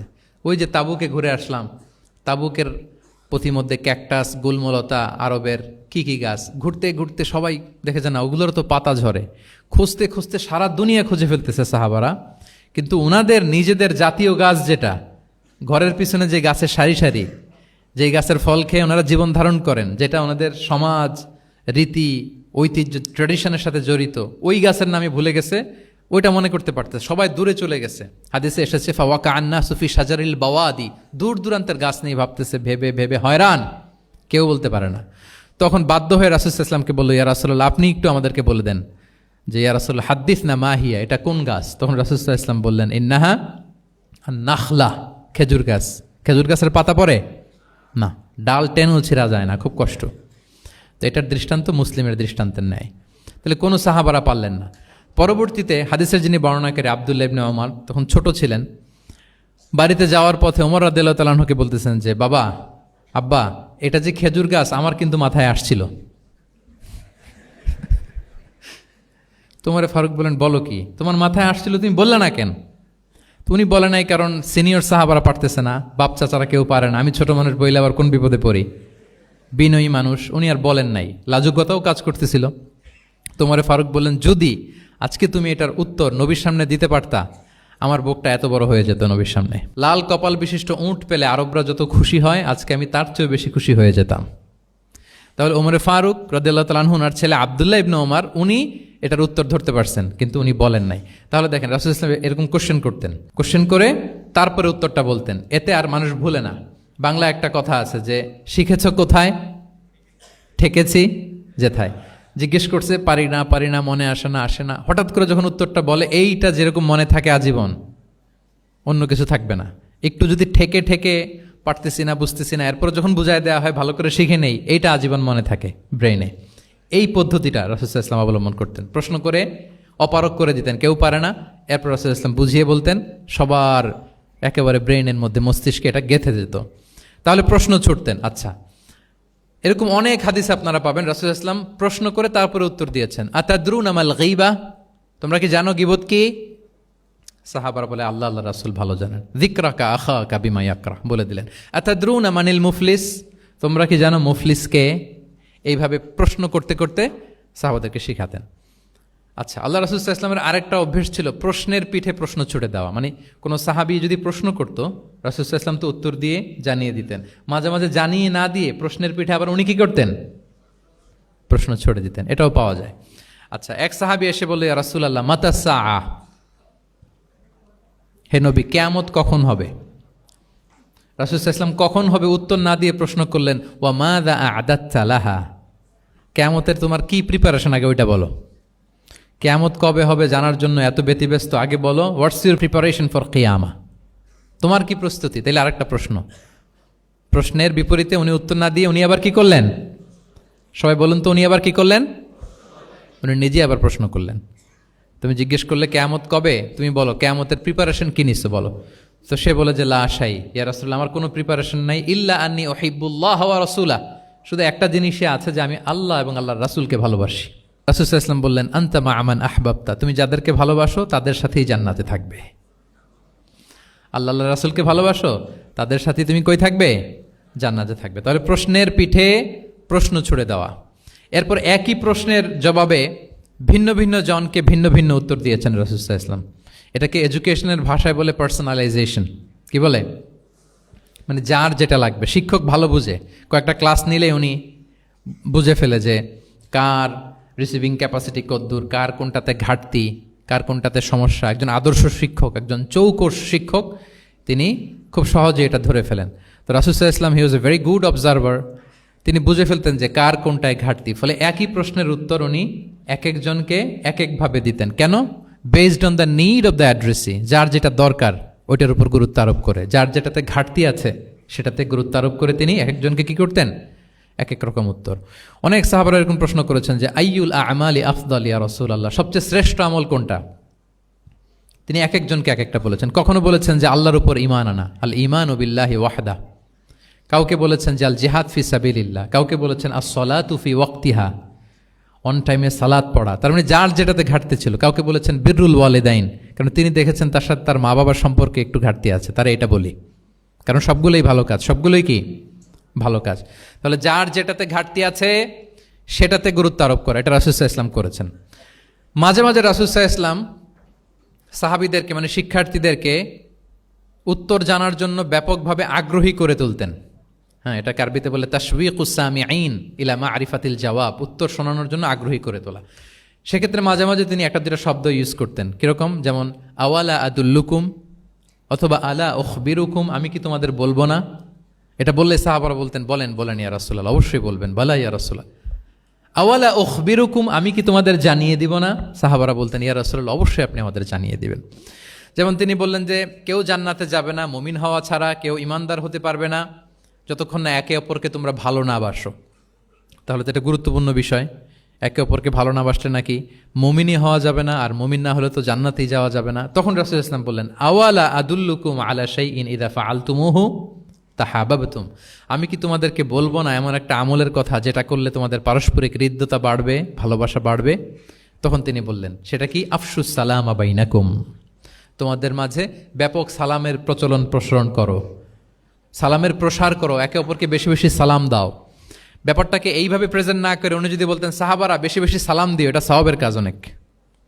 এটা হচ্ছে একটা প্রেজেন্টেশন। আর একটা হচ্ছে এমনভাবে এটাকে উপস্থাপন করা যে মুমিন না হলে জান্নাতে যাবা না, আর একে অপরকে ভালো না বাসলে মুমিন হতে পারবে না। তোমরা কি জানো কি করলে একে অপরের মধ্যে ভালোবাসা বাড়ে? এরপর রাসূলুল্লাহ সাল্লাল্লাহু আলাইহি ওয়াসাল্লাম বলতেন যে সালাম দেওয়ার মাধ্যমে ভালোবাসা বাড়বে। একবার রাসূলুল্লাহ সাল্লাল্লাহু আলাইহি ওয়াসাল্লাম বললেন, আলা উখবিরুকুম বিআফদালা মিন দারাজাতিস সিয়ামি ওয়াস সালাতি ওয়াস সাদাকা, আমি কি তোমাদের জানাবো না যে নামাজ, রোজা, সাদাকার চেয়েও বেশি ফজিলতের একটা আমল আছে, সেটা কি আমি কি তোমাদের জানাবো না? সাহাবারা বললেন, ক্বালু বালা ইয়া রাসূলুল্লাহ, হে আল্লাহর রাসূল অবশ্যই জানাবেন, অবশ্যই জানাবেন। কারণ নামাজের চেয়েও বেশি গুরুত্বপূর্ণ, সাদাকার চেয়েও বেশি গুরুত্বপূর্ণ, সিয়ামের চাইতেও বেশি গুরুত্বপূর্ণ আমল, সেটা কি? তখন রাসূল সাল্লাল্লাহু আলাইহি ওয়াসাল্লাম বললেন, সেটা হচ্ছে ইসলাহু যাতিল বাইন, বিবাদমান দুই গ্রুপকে মিলিয়ে দেয়া, বিবাদমান দুই ব্যক্তিকে মিলিয়ে দেয়া। এটা নফল নামাজ, নফল সাদাকা, নফল রোজার চেয়েও বেশি কি ফজিলতপূর্ণ, বেশি গুরুত্বপূর্ণ। আমরা তো মনে করি শুধু নামাজ পড়লেই বোধহয় আমি অনেক সওয়াব পেলাম, রোজা রাখলেই সওয়াব পেলাম, শুধু জিকির করলে, সাদাকা করলেই সওয়াব পেলাম। কিন্তু রাসূল সাল্লাল্লাহু আলাইহি ওয়াসাল্লাম বলেন যে দুইজনের মধ্যে একটু মনোমালিন্য তুমি মিলিয়ে দাও, এটা এর চেয়েও বেশি সওয়াবের। আল্লাহু আকবার। দুই গোষ্ঠীর মধ্যে দীর্ঘদিনের ঝগড়া মিলিয়ে দাও, এটা এর চেয়েও বেশি সওয়াবপূর্ণ। রাসূল সাল্লাল্লাহু আলাইহি ওয়াসাল্লাম মক্কা থেকে মদিনায় যেয়ে কি করেছেন? আউস এবং খাজরাজের দীর্ঘদিনের যুদ্ধ 1 ঘন্টার মধ্যে কি settle down. He was a very good mediator and arbitrator, চমৎকার মধ্যস্থতা করতে জানতেন তিনি। তাহলে এইভাবে উত্তর জানার জন্য শিক্ষার্থীদেরকে আগ্রহী করে তুলতেন। আচ্ছা, আরেকটা পদ্ধতি ছিল অবজারভেশন অ্যান্ড কারেকশন। রাসূল সাল্লাল্লাহু আলাইহি ওয়াসাল্লাম, আমি আলোচনার শুরুতেই বলেছি, হি was a very good observer, চমৎকার পর্যবেক্ষণ করতেন এবং সংশোধন দিতেন। কে কি করছেন এটা খেয়াল রাখতেন, মানে চোখ কান খোলা রাখতেন। বাংলা আমরা কি বলি? চোখ কান খোলা রাখা। মসজিদে নববীতে এরকম ভুরি ভুরি পাবেন যে রাসূল সাল্লাল্লাহু আলাইহি ওয়াসাল্লাম কে কি করতেছে অবজার্ভ করতেছে, ওইটার উপর বেস করে তাকে নাসিহা করতেছে। একটা বিখ্যাত হাদিস তো আপনারা জানেন, রাসূল সাল্লাল্লাহু আলাইহি ওয়াসাল্লাম বসা, এক বেদুইন আসলো, এসে তার উটটা মসজিদে নববীতে বাঁধলো, বেদে 2 রাকাত নামাজ পড়লো, নামাজ পড়ে হাত তুলে আল্লাহর কাছে দোয়া করে, ইয়া আল্লাহ আল্লাহুম্মা আরহামনি ওয়া মুহাম্মাদা ওয়ালা তারহাম মা'ানা আহাদা, মানে ও আল্লাহ তুমি শুধু আমারে রহম করো আর মুহাম্মদ সাল্লাল্লাহু আলাইহি ওয়াসাল্লামের রহম করো, আমাদের দুইজনের সাথে আর কাউরে রহম করো না তুমি। বেদুইন তো কি, বেদুইন, মরুপল্লীতে বসবাস। আদাবুদ দোয়া, দ্য এটিকেটস অফ দোয়া, দোয়ার যে একটা আদব আছে, অন্যের জন্য দোয়া করলে যেটা নিজের লাভ, এগুলো তো জানে না। আল্লাহ তুমি আমারে মাফ করো, মুহাম্মদ সাল্লাল্লাহু আলাইহি ওয়াসাল্লামের মাফ করো, আমাদের ছাড়া আর কাউরে মাফ করো না, কাউরে রহম করো না। এটা রাসূল সাল্লাল্লাহু আলাইহি ওয়াসাল্লাম দূর থেকে বসে বসে অবজার্ভ করছেন আর বললেন, হায় রে, লোকটা একটা প্রশস্ত জিনিসকে সংকীর্ণ বানায় ফেললো। গোটা বিশ্বের সবাইকে যদি আল্লাহ ক্ষমা করে, রহম করে, আল্লাহর রহমের দরিয়ায় কোনো ঘাটতি হবে বলেন তো? হবে? একটা প্রশস্ত বিষয়কে সে সংকীর্ণ করে ফেললো। এরপর কতটা সে বেদুইন কি প্রকৃতির ছিল দেখেন, দোয়া টোয়া শেষে মসজিদে নববীর মাঝখানে বসে পেশাব করা আরম্ভ করছে। বিখ্যাত হাদিস জানেন, সবাই মারতে গেল, রাসূল ইসলাম থামালেন, বললেন পানি ঢেলে দাও, আর তাকে ডেকে বললেন, দেখো তুমি যে এখানে এই কাজটা করলা, প্রস্রাব করলা, এটা আমাদের এই মদিনার কমিউনিটির এবাদত গা। এখানে এই কমিউনিটির লোকেরা নামাজ পড়ে, আল্লাহর জিকির করে, আল্লাহর কিতাব তেলাওয়াত করে, এটা কি ঠিক হলো তোমার? সে তো লজ্জায় অনুতপ্ত হয়ে কাচুমাচু। তাহলে এই যে অবজারভেশন করতেন এবং কারেকশন করতেন। আবার একদিন মসজিদে নববীতে বসা এক সাহাবী এসে নামাজ পড়লেন, নামাজ রাসূল ইসলাম দূর থেকে দেখতেছেন লোকটা কি করে। নামাজ পড়লো 2 রাকাত, পরে এসে নবীকে সালাম দিল। রাসূল ইসলাম সালামের উত্তর দিয়ে বললেন, ইরজি' ফাসাল্লি ফাইন্নাকা লাম তুসাল্লি, যাও আবার পড়ো, কারণ তুমি নামাজ পড়ো নাই, মানে নামাজটা ঠিক মতো হয় নাই। ইউ ডিডন্ট অফার ইউর সালাহ in a correct way, proper manner. ওই সাহাবী যে আবার 2 রাকাত পরে আসলেন, রাসূল ইসলাম একই কথা বললেন, ইরজি' সল্লি ফাইন্নাকা লাম তুসাল্লি, হয়নি নামাজ, আবার পড়ো। আবার পরে আসলেন, আবারও একই কথা। এখন 3 বার পড়ার পরেও যখন হয় না, বেচারা ভাবলেন আবার যে বললে তো একই হবে, আমি তো এটাই জানি। তিনি বললেন, মা উহসিনু গায়রাহ, ইয়া রাসূল এর চেয়ে ভালো আমি আর পারি না, ফাআল্লিমনি ইয়া রাসূলুল্লাহ, হে নবী আমাকে একটু শিখিয়ে দেন কিভাবে পড়ব। রাসূল সাল্লাল্লাহু আলাইহি ওয়াসাল্লাম বললেন, যখন নামাজে দাঁড়াবে আল্লাহু আকবার বলে দাঁড়াবে, এরপর কোরআন থেকে যা সহজ লাগে পড়বে, তাড়াহুড়ো করবে না। কি করবে না? সবাই বলেন, কি করবে না? নামাজে কোনো তাড়াহুড়ো নাই, নো রাশিং ইন সালাহ, নো হ্যাস্টিনেস ইন সালাহ। নামাজে আমরা খুব তাড়াহুড়ো করি, এটা নামাজের যে প্রাণ, সালাতের প্রাণকে, রূহকে নষ্ট করে দেয়।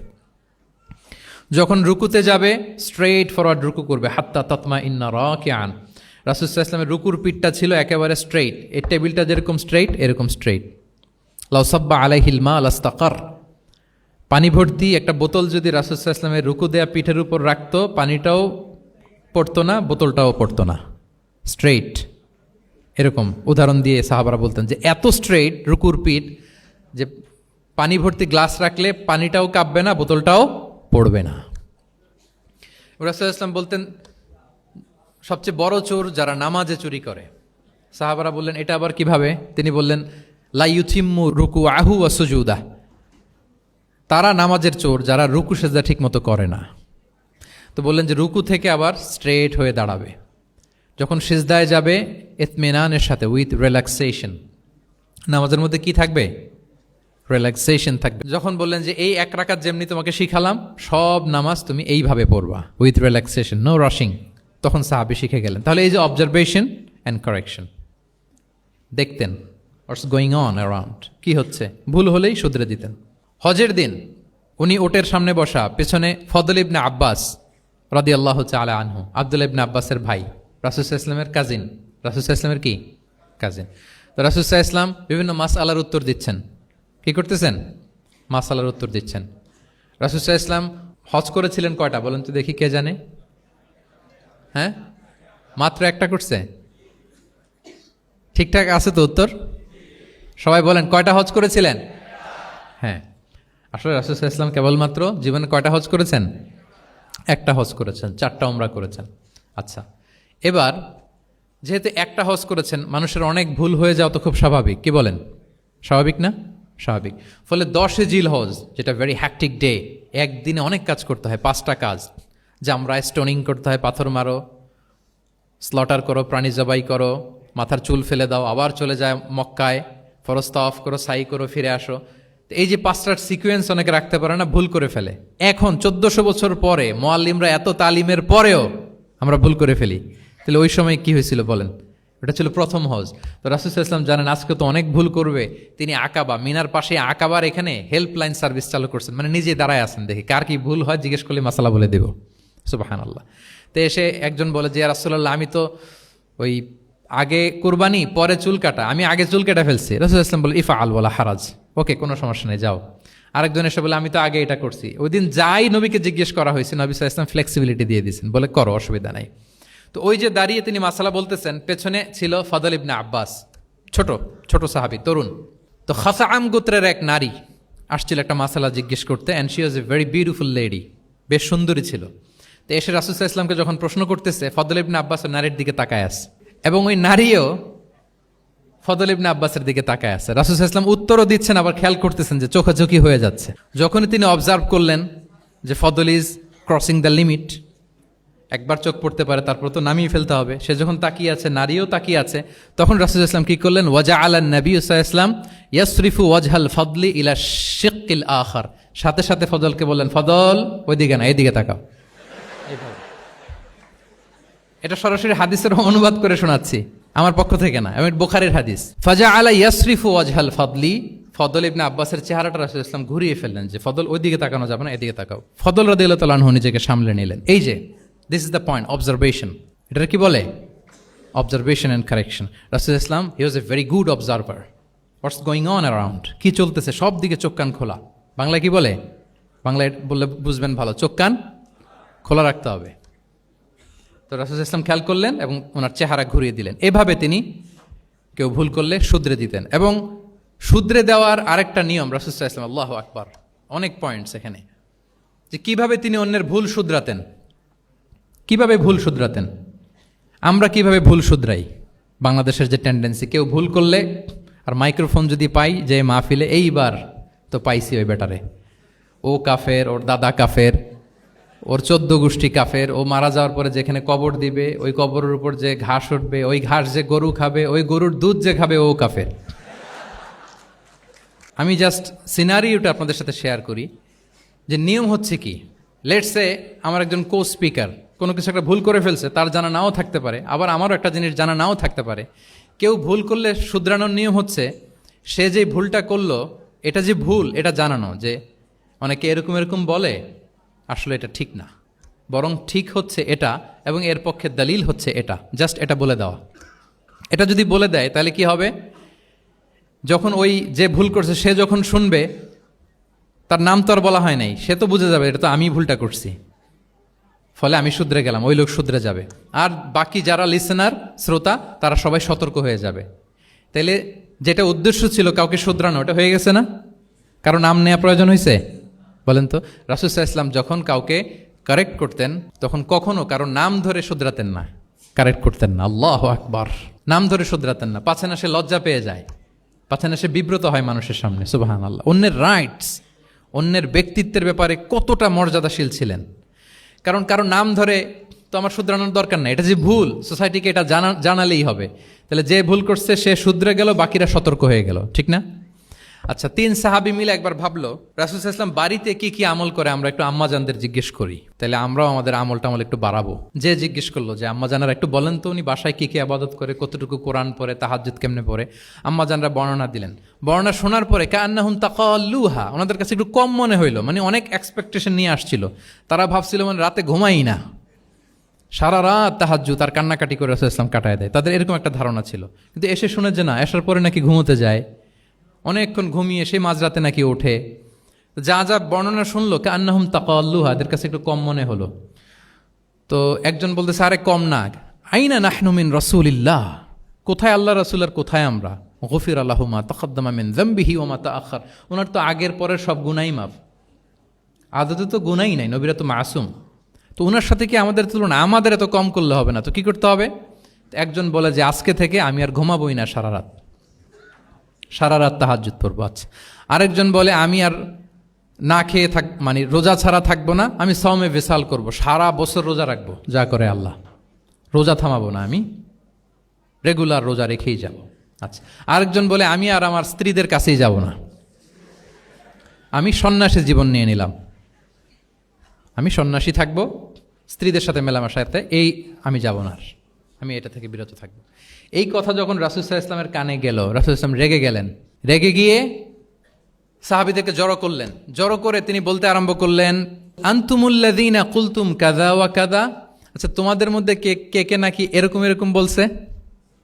সুবহানাল্লাহ। তিনি বলতে পারতেন এই আব্দুল্লাহ স্ট্যান্ড আপ, দাঁড়াও, আব্দুর রহিম দাঁড়াও, এই আব্দুল সাত্তার তুমি নাকি বলছো যে সারা রাত, এটা একটা কথা বললা তুমি নাকি বলছো যে সারা বছর রোজা, এটা তুমি কি কথা বলতো, ভুল কাজ করছো, এটাও জানো না তুমি নাকি বলছো স্ত্রীদের সাথে মিশবা না। এরকম যদি Abdullah, Abdur Rahman, just for example, এইভাবে দাঁড় করিয়ে যদি নাম ধরে ধরে বলতেন, ওনারা সাহাবীদের সামনে লজ্জিত হতেন না? না। আনতুমুল্লাযীনা কুলতুম কাযা ওয়া কাযা, এটাই রাসূল সাল্লাল্লাহু আলাইহি ওয়াসাল্লামের কাউকে কারেক্ট করার, তাসহিহ করার অভ্যেস ছিল। মা বালু আকওয়ামিন ইয়াকুলুনা কাযা ওয়া কাযা, মাঝে মাঝে বলতেন মা বালু আকওয়ামিন ইয়াফআলুনা কাযা ওয়া কাযা, তোমাদের মধ্যে কেউ কেউ নাকি এমনটা বলে, তোমাদের মধ্যে কেউ কেউ নাকি এমনটা করে। কই আমি তো রাতে ঘুমাই আবার সালাত পড়ি, কই আমি তো রোজা রাখি সোম বৃহস্পতি, বাকি দিনগুলোতে খাই, কই আমি তো আমার স্ত্রীদের সাথে মেলামেশা করি, এই সব কিছুকে ব্যালেন্স করেও তো আমার নবুয়তির তো আমার কোনো সমস্যা হয় নাই, আল্লাহ ভীরু হতে তো সমস্যা হয় নাই। ওয়াল্লাহি ইন্নী লা আখশাকুম লিল্লাহি ওয়া আতকাকুম লাহ, আল্লাহর শপথ আমি তোমাদের চাইতে আল্লাহকে বেশি ভয় করি, আমি তোমাদের চাইতে বেশি মুত্তাকি। তারপরেও এরকম ব্যালেন্সড লাইফ লিড করাতে আমার তো কোনো সমস্যা হয় নাই, তোমাদের কেন সমস্যা হলো, তোমরা এটা কোথায় পেলে? ফামান রাগিবা আন সুন্নতি ফালাইসা মিন্নি, জেনে রাখো আমি যে স্ট্যান্ডার্ড ঠিক করে দিয়েছি এটাই সর্বশ্রেষ্ঠ ইবাদত, এর বাইরে যে কেউ যদি কিছু করে আমার সুন্নতের বাইরে, সে আমার দলভুক্ত হতে পারবে। সুবহান। এরকম যখন ধমক দিয়ে শাসিয়ে দিলেন, যেই 3 জন সাহাবী এই কথা বলছিল ওনারা তো শুধরে গেলেন, ওনারা তো টের পাচ্ছেন যে এগুলো আমাদের কি বলতেছে, ওনারা টের পাচ্ছেন না, শুধরে গেলেন, আর বাকিরা সতর্ক হয়ে গেলেন। আল্লাহু আকবার। সো এটা হচ্ছে কারেক্ট করার নিয়ম।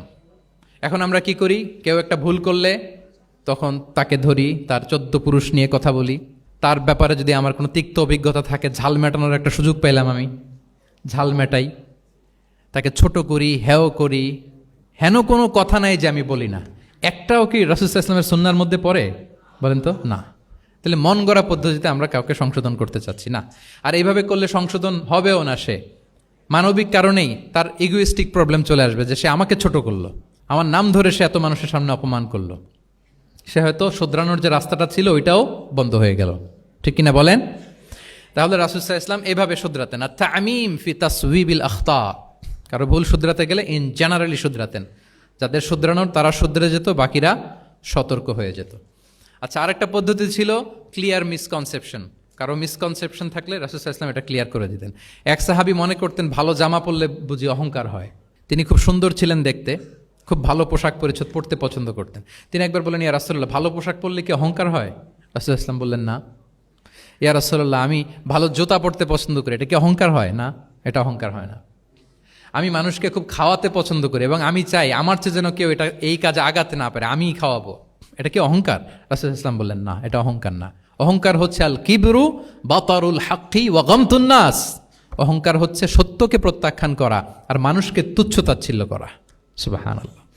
তাহলে এই যে মিসকনসেপশন, সে ভাবছে ভালো পোশাক পরলে এটা অহংকার হয়ে যায়, ভালো জামা পরলে অহংকার হয়ে যায়, এগুলো তো অহংকার হয় না, বরং অহংকার হয় সত্যকে প্রত্যাখ্যান করলে আর মানুষকে তুচ্ছ-তাচ্ছিল্য করলে। তাহলে এই জাতীয় মিসকনসেপশন ইন দ্য সোসাইটি, এটাকে তিনি ক্লিয়ার করে দিতেন। আচ্ছা, রাসূল সাল্লাল্লাহু আলাইহি ওয়াসাল্লাম প্র্যাকটিক্যালি শেখানোর চেষ্টা করতেন। কি করতেন? প্র্যাকটিক্যালি, যেটাকে প্রায়োগিক শিক্ষা, ব্যবহারিক শিক্ষা। অজু করে দেখাতেন, এইভাবে অজু করতে হয়। সালাত পড়ে দেখাতেন, সল্লু কামা রাআইতুমুনি উসাল্লি। সালাত তো হচ্ছে আল আমাল আল মুতাওয়ারাস, এই উম্মার অবিচ্ছিন্ন কর্মধারা। সালাত জিবরিল আলাইহিস সালামকে শিখিয়েছেন আল্লাহ, রাসূল সাল্লাল্লাহু আলাইহি ওয়াসাল্লামকে শিখিয়েছেন জিবরিল আলাইহিস সালাম, রাসূল সাল্লাল্লাহু আলাইহি ওয়াসাল্লাম শিখিয়েছেন সাহাবীদেরকে। এইভাবে অবিচ্ছিন্ন কর্মধারা, আরবিতে বলে আল আমাল আল মুতাওয়ারাস। এবং রাসূল সাল্লাল্লাহু আলাইহি ওয়াসাল্লাম বলতেন, সল্লু কামা রাআইতুমুনি উসাল্লি, আমাকে যেমনি সালাত পড়তে দেখো এইভাবে পড়ো। হজের ক্ষেত্রেও বলেছেন, খুদু আন্নি মানাসিকাকুম, হজের বিধানকে দেখে নাও। একবারই তো হজ করেছেন, হাতে কলমে প্র্যাকটিক্যাল গাইডলাইন দিয়ে শিখিয়েছেন। এবং সাহাবারা ভুল করে কিনা মাঝে মাঝে শুনতেন, যেটাকে আরবিতে বলে কেরাতু তিলমিদা আলা শেখ। আব্দুল্লাহ ইবনে মাসউদ রাদিয়াল্লাহু তাআলা আনহুকে রাসূল সাল্লাল্লাহু আলাইহি ওয়াসাল্লাম একবার বললেন, আব্দুল্লাহ একটু তেলাওয়াত করো তো। তিনি বললেন, আকরাউ আলাইকা ওয়া আলাইকা উনজিল, হে নবী, আমি আপনার সামনে দাঁড়ায় তেলাওয়াত করব, আপনার উপর কোরআন নাজিল হয়। রাসূল সাল্লাল্লাহু আলাইহি ওয়াসাল্লাম বললেন যে, ইন্নী উহিব্বু আন আসমাআহু মিন গায়রি, হে আব্দুল্লাহ ইবনে মাসউদ, আমি কোরআন তেলাওয়াত তোমাদেরকে শোনাতে যেমনি পছন্দ করি, তোমরা কেউ পড়বা আর আমি শুনবো, এটাও খুব পছন্দ করি। কারণ উনি প্ল্যান করে রাখছেন আব্দুল্লাহ ইবনে মাসউদ কি হবেন, তিনি কিছুদিন পরে উম্মার শিক্ষক হবেন। ওইখানে আবার ভুলটুল করে ফেলেন কিনা উনি জাজ করতেছেন। তখন আব্দুল্লাহ ইবনে মাসউদ রাদিয়াল্লাহু তাআলা আনহু সূরা নিসা তেলাওয়াত করে শোনালেন। তাহলে রাসূল ইসলামের একটা পন্থা ছিল, তিনি শুনতেন আবার শোনাতেন। কি করতেন? শুনতেন। প্রতি রমাদানে যতটুকু কোরআন নাজিল হয়েছে তিনি জিবরিল আলাইহিস সালামকে শোনাতেন, আবার জিবরিল আলাইহিস সালাম পুরো কোরআন রাসূল সাল্লাল্লাহু আলাইহি ওয়াসাল্লামকে শোনাতেন। এটা ছিল একটা টেকনিক। আচ্ছা, রাইটিং মেথড, আমরা যেমনি লেখি, অ্যাসাইনমেন্ট, প্রেজেন্টেশন, লেখার মাধ্যমে জ্ঞান বিতরণ, জ্ঞান অর্জন, এটা কম ছিল। আমি আগেই বলেছি, মেইনলি ছিল oral based and QnA based, কিন্তু লেখাজোখা যে ছিলই না তা না, লেখা জানতো। হাতে গোনা অল্প কিছু সাহাবী মক্কায় লিখতে জানতেন, পড়তে জানতেন। মদিনাতেও ইহুদিরা জানতো, কিন্তু অন্যান্যরা, আরবরা, তাদের মধ্যে লেখার যে কালচার, এটা ওইভাবে গড়ে ওঠেনি। জানতেন অল্প সংখ্যক লোক। যেমন ওহী লেখক সাহাবী ছিলেন ইবনে কাসিরের বর্ণনা মতে 23 জন। কয়জন? ওনারা খেজুর গাছের ছালে, পাথরে, চামড়ায়, প্রাণীর চ্যাপ্টা হাড়ের মধ্যে কোরআন লিখে রাখতেন। এবং রাসূল সাল্লাল্লাহু আলাইহি ওয়াসাল্লাম কোরআন ছাড়া অন্য কিছু ওনার কাছ থেকে যেন লিখে রাখা না হয়, এই মর্মে আদেশ জারি করেছেন, লা তাকতুবু আন্নী গায়রাল কোরআন ওয়া মান কাতাবা আন্নী গায়রাল কোরআনি ফালইয়ামহু, কোরআন ছাড়া কিছু লিখো না। তাহলে কোনটা আমার কথা আর কোনটা আল্লাহর কথা মিক্স আপ হয়ে যাবে। কিন্তু কোরআন যখন অধিকাংশ রেকর্ডেড হয়ে গেল, তখন তিনি হাদিস সংরক্ষণের জন্য, লেখার জন্য পারমিশন দিয়ে দিলেন। যেমন মক্কা বিজয়ের ভাষণের পরে ইয়ামান থেকে আসা এক লোক আবু শাহ বলতেছে, ইয়া রাসূলুল্লাহ, আপনার ভাষণটা আমার একটু লিখে দিলে ভালো হয়। কি দিলে? লিখে দিলে। রাসূল ইসলাম সাহাবাদেরকে বললেন, উক্তুবু লি আবি শাহ, ঠিক আছে, এই ইয়ামানি ভিজিটর, তাকে আমার ভাষণটা তোমরা লিখে দাও। তাহলে এই লেখার পদ্ধতিটা খুব কম ছিল। রাসূল ইসলাম নিজে লিখতেন না, কাতেবে ওয়াহিদের দিয়ে লেখাতেন, কোরআন লেখাতেন। সপ্তম হিজরিতে যখন সুপার পাওয়ারদেরকে চিঠি লিখিয়েছিলেন, কাতেবে ওয়াহিদদেরকে দিয়ে চিঠি লিখিয়েছেন, এটা রাসূল ইসলাম করতেন। আচ্ছা, সফট স্কিল ডেভেলপমেন্টের ব্যাপারে রাসূল ইসলাম উদ্বুদ্ধ করেছেন। লার্নিং ফরেন ল্যাঙ্গুয়েজ, যেটা কমিউনিকেশন স্কিল, ভাষা জানা, এটা খুব জরুরি। আরবি, ইংরেজি, বাংলা, 3টা ভাষা জানেন কে কে? দেখি ছাত্রদের মধ্যে। প্যারালাল, লাইক নেটিভ আর নেয়ার নেটিভ। 5-7 জন আছে না, ল্যাঙ্গুয়েজ আরো ভালো জানতে হবে, আরবিতে একেবারে ফ্লুয়েন্ট হইতে হবে, ইংরেজিতে ফ্লুয়েন্ট হইতে হবে। এই 2টা ল্যাঙ্গুয়েজ যদি আপনার হাতে থাকে, you can win the world for sure, I am telling you. গোটা বিশ্ব আপনি জয় করে ফেলতে পারবেন। তাহলে আইআইইউসি তো এটার একটা সেন্টার, খুব চমৎকার সুযোগ এখানে আছে আরবিতে মাস্টার হওয়া, ইংরেজিতে মাস্টার হওয়া। তাহলে সফট স্কিল ডেভেলপমেন্টের ব্যাপারে রাসূল সাল্লাল্লাহু আলাইহি ওয়াসাল্লাম উৎসাহিত করেছেন। কিভাবে? ইহুদিরা যখন চিঠি লিখত, কোন ভাষা লিখত জানেন? হিব্রু ভাষায়, হিব্রু ল্যাঙ্গুয়েজে। এখন এইটা বোঝার জন্য রাসূল সাল্লাল্লাহু আলাইহি ওয়াসাল্লাম এক ইহুদিকে হায়ার করতে হইতো, যে তুমি একটু পরে বলো তো ওরা কি লিখলো। আচ্ছা, এটা লিখছে। এর বিপরীতে রাসূল যখন আবার চিঠি লিখবেন, তখন এক ইহুদিকে ডাকতে হইতো যে আমি বলতেছি আরবিতে, তুমি এটা হিব্রুতে ট্রান্সলেট করে পাঠাও। তো যেহেতু ইহুদিরা বিশ্বাসঘাতকতার অনেকগুলো ইনসিডেন্ট আছে, ট্রেচারি, বিট্রেয়াল ইনসিডেন্ট অনেকগুলো আছে, রাসূল সাল্লাল্লাহু আলাইহি ওয়াসাল্লাম বললেন আমি ইহুদিদেরকে বিশ্বাস করতে পারি না, কারণ একজনটা নিয়ে আসলাম, চিঠি একটা লিখছে একটা, সে অর্থ শোনাইলো আরেকটা। আমি বললাম লিখতে একটা, সে বিশ্বাসঘাতকতা করে লিখে দিল আরেকটা, তাহলে ঝামেলা হয়ে যাবে না? রাসূল সাল্লাল্লাহু আলাইহি ওয়াসাল্লাম তিনি যায়েদ ইবনে সাবিত রাদিয়াল্লাহু তাআলা আনহুকে বললেন যে তুমি এই হিব্রু ল্যাঙ্গুয়েজ শিখবা, শিখে আমার পক্ষ থেকে অন বিহাফ অফ মি তুমি জুইশদেরকে চিঠি লিখবা, ওদের চিঠি আসলে তুমি আমারে পড়ে শোনাবা। ইন্নী লা আমানু আলা ইয়াহুদ ফি কিতাবি, আমি ইহুদিদেরকে বিশ্বাস করি না। রাসূল সাল্লাল্লাহু আলাইহি ওয়াসাল্লাম যখন ওনাকে অ্যাসাইন করলেন এবং দোয়া করলেন, রাসূল সাল্লাল্লাহু আলাইহি ওয়াসাল্লামের দোয়ার বরকতে উনি বলেন যে 15 দিন যেতে না যেতে I became master in Hebrew within 15 days। 15 দিন যেতে না যেতে আমি হিব্রু ভাষায় পণ্ডিত হয়ে গেলাম। এরপর থেকে যত চিঠি ইহুদিদের কাছে লেখা প্রয়োজন হতো, আমি যায়েদ ইবনে সাবিত লিখে দিতাম, এবং হিব্রুতে চিঠি আসলে আমি অনুবাদ করে দিতাম। তাহলে দেখেন রাসূল সাল্লাল্লাহু আলাইহি ওয়াসাল্লাম কিন্তু এই কমিউনিকেশন স্কিল ডেভেলপমেন্ট করার জন্য, যেটাকে সফট স্কিল আমরা বলি, ইন্সপায়ার করেছেন না? তাহলে ল্যাঙ্গুয়েজ শিখবেন আপনারা, কি বলেন? শুধু আরবি ইংরেজি না, পারলে জাপানিজও শিখেন, চাইনিজও শিখেন, অনেক কাজে লাগবে। অ্যাটলিস্ট অ্যারাবিক অ্যান্ড ইংলিশ, ইনশাল্লাহ বলেন। সবাই বলেন নাই? মাশাআল্লাহ, তাবারাকাল্লাহ। রিজনিং, মারিফাতুল ইল্লা, শুধু একটা লিগ্যাল অপিনিয়ন জানিয়ে রাসূল সাল্লাল্লাহু আলাইহি ওয়াসাল্লাম ক্ষান্ত হতেন না। কেন এটা হালাল, কেন হারাম, রিজনিং শিখিয়েছেন তিনি।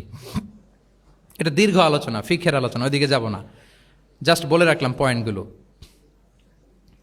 ইমোশনাল ইন্টেলিজেন্স তিনি ইউজ করেছেন শিক্ষাদানের ক্ষেত্রে, অর্থাৎ আবেগ অনুভূতিকে নাড়িয়ে দিয়ে ছাত্রকে ইমোশনাল বানিয়ে তারপরে মেসেজ দেয়া। সুবহানাল্লাহি ওয়া বিহামদিহি। এক যুবক এসে বললেন, ইয়া রাসূলুল্লাহ ইযান লি বিজিনা, হে নবী আপনি আমাকে জিনার অনুমতি দিন, জিনার অনুমতি দিন। ফা আকবালাল কওমু আলাইহি ফাজাজারুহু মাহমাহ, সাহাবারা ধমকাতে লাগলাই, বেয়াদব, লজ্জা শরমের মাথা খেয়ে কি বলো এগুলো তুমি নবীর সামনে, জিনার অনুমতি দাও। ওয়ালা তাকরাবুজ জিনা, আল্লাহ বলেন জিনার কাছেও যেও না, ব্যভিচারের কাছেও যেও না। তুমি নবীর সামনে এসে এই পাপের অনুমতি চাও? রাসূল ইসলাম কিছু বললেন না। একটু পরে যুবককে ডেকে বললেন, আতুহিব্বুহু লিবনাতিক, আচ্ছা তুমি যে জিনার অনুমতি চাইলে তোমার কন্যার সাথে কেউ এরকম আচরণ করুক, এটাকে তুমি পছন্দ করবে? সে বলল, লা ইয়া রাসূলুল্লাহ, কেউই পছন্দ করবে না এটা। আচ্ছা, আতুহিব্বুহু লি উম্মিক, তোমার মায়ের সাথে কেউ অপকর্ম করবে, এটা তুমি পছন্দ করবে? লা ইয়া রাসূলুল্লাহ, না।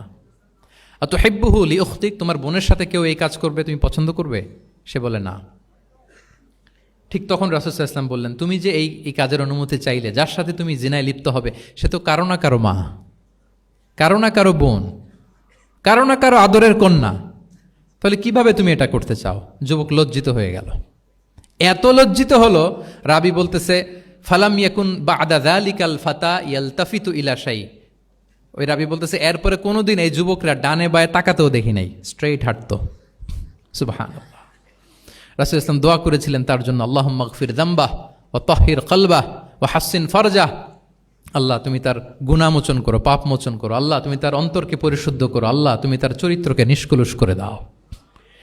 নবীর দোয়ার বরকতে চিরজীবনের জন্য নিষ্কলুষ পবিত্র তিনি হয়ে গেছেন। তাহলে দেখেন, তাকে অন্যভাবে বুঝাইলে হয়তো কাজ হইতে না, যখন তার নিজের উপর দিয়ে বোঝানো হলো। তোমার বোনের সাথে যদি হয়, তোমার মেয়ের সাথে যদি কেউ এটা করে, তুমি মেনে নিতে পারবা? এটাকে বলে ইমোশনাল ইন্টেলিজেন্সকে কাজে লাগিয়ে মানুষের আবেগ অনুভূতিকে নাড়িয়ে দিয়ে, teaching by touching the heart, teaching by touching the emotions. ওরা ইবনে আবি সালামা তিনি বলেন, একবার রাসূল সাল্লাল্লাহু আলাইহি ওয়াসাল্লামের কোলে বসে, ছোটবেলায় কোলে বসার সৌভাগ্য আমার হয়েছিল, এবং আমাদেরকে খাবার দেয়া হলো, তো তিনি ছোট মানুষ, একবার এদিক থেকে খায় ওদিক থেকে খায়। রাসূল সাল্লাল্লাহু আলাইহি ওয়াসাল্লাম বললেন, ইয়া গোলাম, হে শিশু, সাম্মিল্লাহ, বিসমিল্লাহ বলো, ওকুল বি ইয়ামিনিক, বা হাতে না ডান হাতে খাও, দেখেন ছোটদেরকে কীভাবে শেখাতেন, তারবিয়া, চাইল্ড তারবিয়া। ওয়াকুল মিম্মা ইয়ালিক, তোমার সামনে যেটা আছে ওইটা খাও, এদিক থেকে ওদিক থেকে চারদিক থেকে নিও না। রাবি বলেন যে ফামা ঝালা তিলকা তু'মাতু বাদু, উনি বলতেছেন এরপর থেকে আজীবন আমার খাওয়ার স্টাইল এটাই হয়ে গেছে। নবীর ওই কথা আমার কানে ঘন্টার মতো বাজে, খাওয়া শুরু করলেই আগে আমি বিসমিল্লাহ বলি, ডান হাত দিয়ে নেই, আর আমার সামনে যেটা আছে ওইটা থেকে খাওয়া শুরু করি। দেখেন চাইল্ড তারিবিয়া কীভাবে করতেন। তাহলে এটিকেটস অফ হ্যাভিং ফুড কীভাবে খাবে রাসূল ইসলাম শিখালেন। আপনারা জানেন যে হাশিমি খানদান মানে বনু হাশিমদের জন্য জাকাতের সম্পদ খাওয়া, রাসূল ইসলামের বংশের জন্য জাকাতের সম্পদ খাওয়া হারাম। তো একবার জাকাতের সাদাকার খেজুর ছিল স্তূপ করা, রাসূল ইসলামের নাতি হাসান রাদিয়াল্লাহু তাআলা আনহু ছোট্ট মানুষ এসেই ওই খেজুর নিয়ে খেতে আরম্ভ করল। দূর থেকে রাসূল ইসলাম দেখে বললেন কেখ কেখ এরমি বিহা। কেখ কেখ মানে আমরা বাংলা যেটাকে ওয়াক্থু, ওয়াক্থু মানে থু মেরে ফেলে দাও।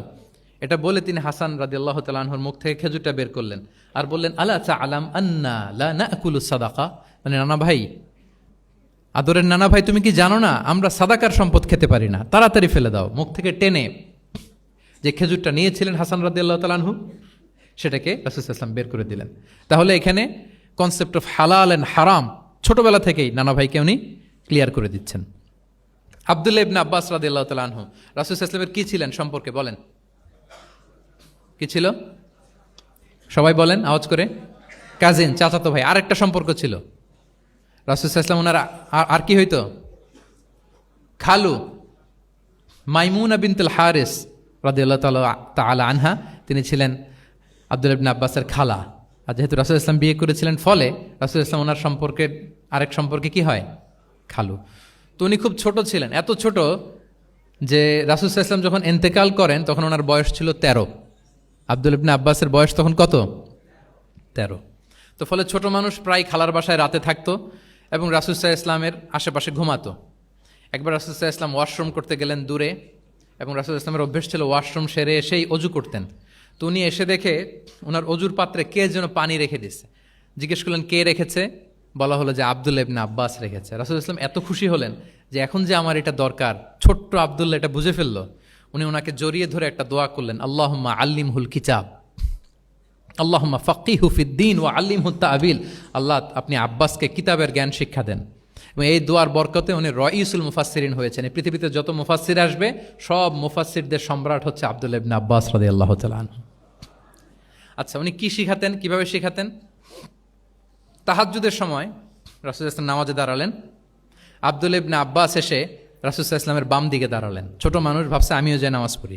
আচ্ছা বলেন তো, যদি দুইজন হয় নামাজে, একজন ইমাম আরেকজন মুসল্লি, মুসল্লি ইমামের কোন দিকে দাঁড়াবে? কিন্তু আব্দুল্লাহ ইবনে আব্বাস দাঁড়াইছে কোন দিকে? বাম দিকে, কারণ উনি ব্যাপারটা জানেন না। তখন রাসূল ইসলাম কি করলেন? হাত দিয়ে টেনে পিছন দিয়ে এনে ডান দিকে নিয়ে আসলেন। তাহলে রুলিংস অফ সালাতের সুন্নাহ কি, কিভাবে দাঁড়াতে হবে, এটা তিনি শিখালেন ছোট্ট আব্বাসকে, আব্দুল্লাহ ইবনে আব্বাসকে। এরকম অসংখ্য হাদিস আপনি সিরাতের পরতে পরতে, হাদিসের পরতে পরতে পাবেন, যে বাচ্চাদেরকে, শুধু যে যুবকদেরকে, তরুণদেরকে রাসূল সাল্লাল্লাহু আলাইহি ওয়াসাল্লাম শিখিয়েছেন এমনটা না, বরং শিশুদেরকেও শিখিয়েছেন। এইভাবে রাসূল সাল্লাল্লাহু আলাইহি ওয়াসাল্লাম এমন এক শিক্ষা পদ্ধতি আমাদের জন্য উপহার দিয়েছেন, যেটার মধ্য দিয়ে তিনি শ্রেষ্ঠতম প্রজন্ম, the best generation ever on আর্থ, যেটা আমি শুরুতে বলেছি, এবং তার ধারাবাহিকতা এর পরের প্রজন্মকেও শ্রেষ্ঠ প্রজন্ম বলা হয়েছে। এর পরের প্রজন্ম, তিনটা জেনারেশন এই শিক্ষার, এই ওহির জ্ঞানের শিক্ষার ছোঁয়ায় তারা শ্রেষ্ঠ প্রজন্ম হয়েছে রাসূল সাল্লাল্লাহু আলাইহি ওয়াসাল্লামের এই শিক্ষা পদ্ধতির মধ্য দিয়ে। আমরা যদি সামারি করি যে রাসূল সাল্লাল্লাহু আলাইহি ওয়াসাল্লামের শিক্ষা পদ্ধতিটা কেমন ছিল, তাহলে বলতে হবে যে এটা উৎসাহমূলক ছিল, আশাব্যঞ্জক, কনফিডেন্ট বাড়ায়, ইন্সপায়ারিং ছিল। এটা কল্যাণকামিতায় ভরপুর ছিল, ওয়েল উইশিং ছিল। আমরা যেমনি কারো কথা শুনেই তার উত্তর দেই বা মাসালা বলে দেই, এরকম না। ইংরেজিতে এটাকে বলে এমপ্যাথেটিক। এমপ্যাথেটিক মানে খুব বেশি সুবিবেচক। He not only listen to the suffering of others, he use to feel it. তিনি ফিল করতেন। একজন এসে বলতেছে যে আমার এই সমস্যা, এটার এখন আমি কি করব? আমি জাস্ট বললাম এটার ইসলামী সমাধান এইটা, এটা হচ্ছে একটা। রাসূল ইসলাম এরকম না, যে বলতেছে তার কষ্টটা তিনি ফিল করার চেষ্টা করতেন, ফিল করে তখন তাকে গাইডলাইন দিতেন।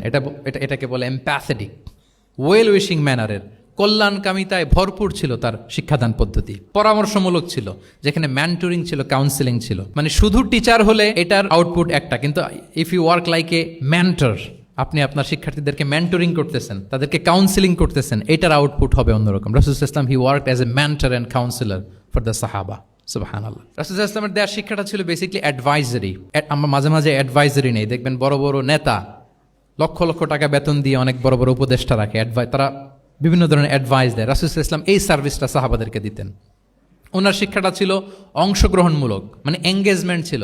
একতরফা আমি বলে গেলাম অথবা একতরফা ওরা বলে গেল, এরকম না। জিজ্ঞেস করতেন, শুনতেন, শোনাতেন, প্রশ্ন করতেন, প্রশ্নের পিঠে প্রশ্ন ছড়ে দিতেন। ইন্টারেক্টিভ ছিল, পার্টিসিপেটরি ছিল, অংশগ্রহণমূলক। এটাকে আমরা মানে ক্লাসিক স্কলাররা যেটাকে বলে সহবা, কি বলে? আমরা বলি না যে সহবতের বড় প্রয়োজন? রাসূল সাল্লাল্লাহু আলাইহি ওয়াসাল্লামের সহবতে মূলত ওনারা নলেজটা অর্জন করেছিলেন। পার্টিসিপেটরি ছিল, এঙ্গেজমেন্ট ছিল। এবং আমরা উল্লেখ করেছি যে Q&A বেস ছিল, প্রশ্নোত্তরমূলক, ওরাল ছিল, যৌক্তিক ছিল, র্যাশনাল, রিজনিং শিখাতেন। কেন এটা হালাল, কেন হারাম, কেন এটা ডুজ অ্যান্ড কেন এটা ডোন্টস, এটা রাসূল সাল্লাল্লাহু আলাইহি ওয়াসাল্লাম বলেছেন। এবং হি use two prioritise the youth in training and grooming. বিশেষ করে বয়স্ক সাহাবাদের থেকে যুবকদেরকে বেশি প্রায়োরিটি দিতেন তালিমের ক্ষেত্রে, তারবিয়ার ক্ষেত্রে, কারণ তারাই উম্মাকে লিড দেবে। তারাই কি উম্মাকে লিড দেবে। এই যে এখানে যারা বসে আছেন, আমার তো মনে হয় বয়স 25 থেকে 30, এর আগেই বেশিরভাগ। সো আপনাদেরকে লিড দিতে হবে আগামীর বাংলাদেশে, ঠিক কি না? এই জন্য রাসূল সাল্লাল্লাহু আলাইহি ওয়াসাল্লাম বাছাই করে করে কোন সাহাবীর কি ধরনের যোগ্যতা আছে এবং ইসলামের জন্য এটা কিভাবে কাজে লাগতে পারে, ওইভাবে সাহাবীদেরকে তিনি গাইড করতেন। এবং সেটার ফলাফল তো আমরা দেখেছি, খয়রুল কুরুনি করনি সুম্মাল্লাযীনা ইয়ালুনাহুম সুম্মাল্লাযীনা ইয়ালুনাহুম। এই ওহির জ্ঞানের স্পর্শে, এই শিক্ষার, এই তালিমের স্পর্শে তারা শ্রেষ্ঠ প্রজন্ম হয়েছেন। এবং তার পরের প্রজন্ম তিনটা প্রজন্মকে তিনি শ্রেষ্ঠ প্রজন্ম বলে ঘোষণা দিয়েছেন। আমি আর দীর্ঘায়িত করব না।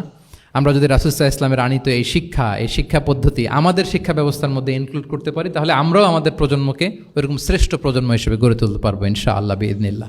আওয়াজ করে সবাই পড়ে ইনশাআল্লাহ বিইذনিল্লাহ। আমি সবাইকে আবারও অন্তরের অন্তঃস্থল থেকে শুকরিয়া জানাই। Discourse on prophetic teaching methodology, এই শিরোনামের আলোচনা প্রায় 1.5 ঘন্টা যাবৎ খুব মনোযোগের সাথে আপনারা শুনেছেন। আল্লাহ তাআলা আপনাদের সবাইকে কবুল করুন, আপনাদেরকে ভালো রাখুন, ঈমানের সাথে রাখুন। আমি অথরিটিকে আবারও অন্তরের অন্তঃস্থল থেকে ধন্যবাদ এবং মোবারকবাদ জানিয়ে আমার এই সংক্ষিপ্ত আলোচনা এখানেই শেষ করছি। হাযা মা ইনদি ওয়াল ইলমু ইনদাল্লাহি আলাইহি তাওয়াক্কালতু ওয়া ইলাইহি উনীব। আসসালামু আলাইকুম ওয়া রাহমাতুল্লাহি ওয়া বারাকাতুহু।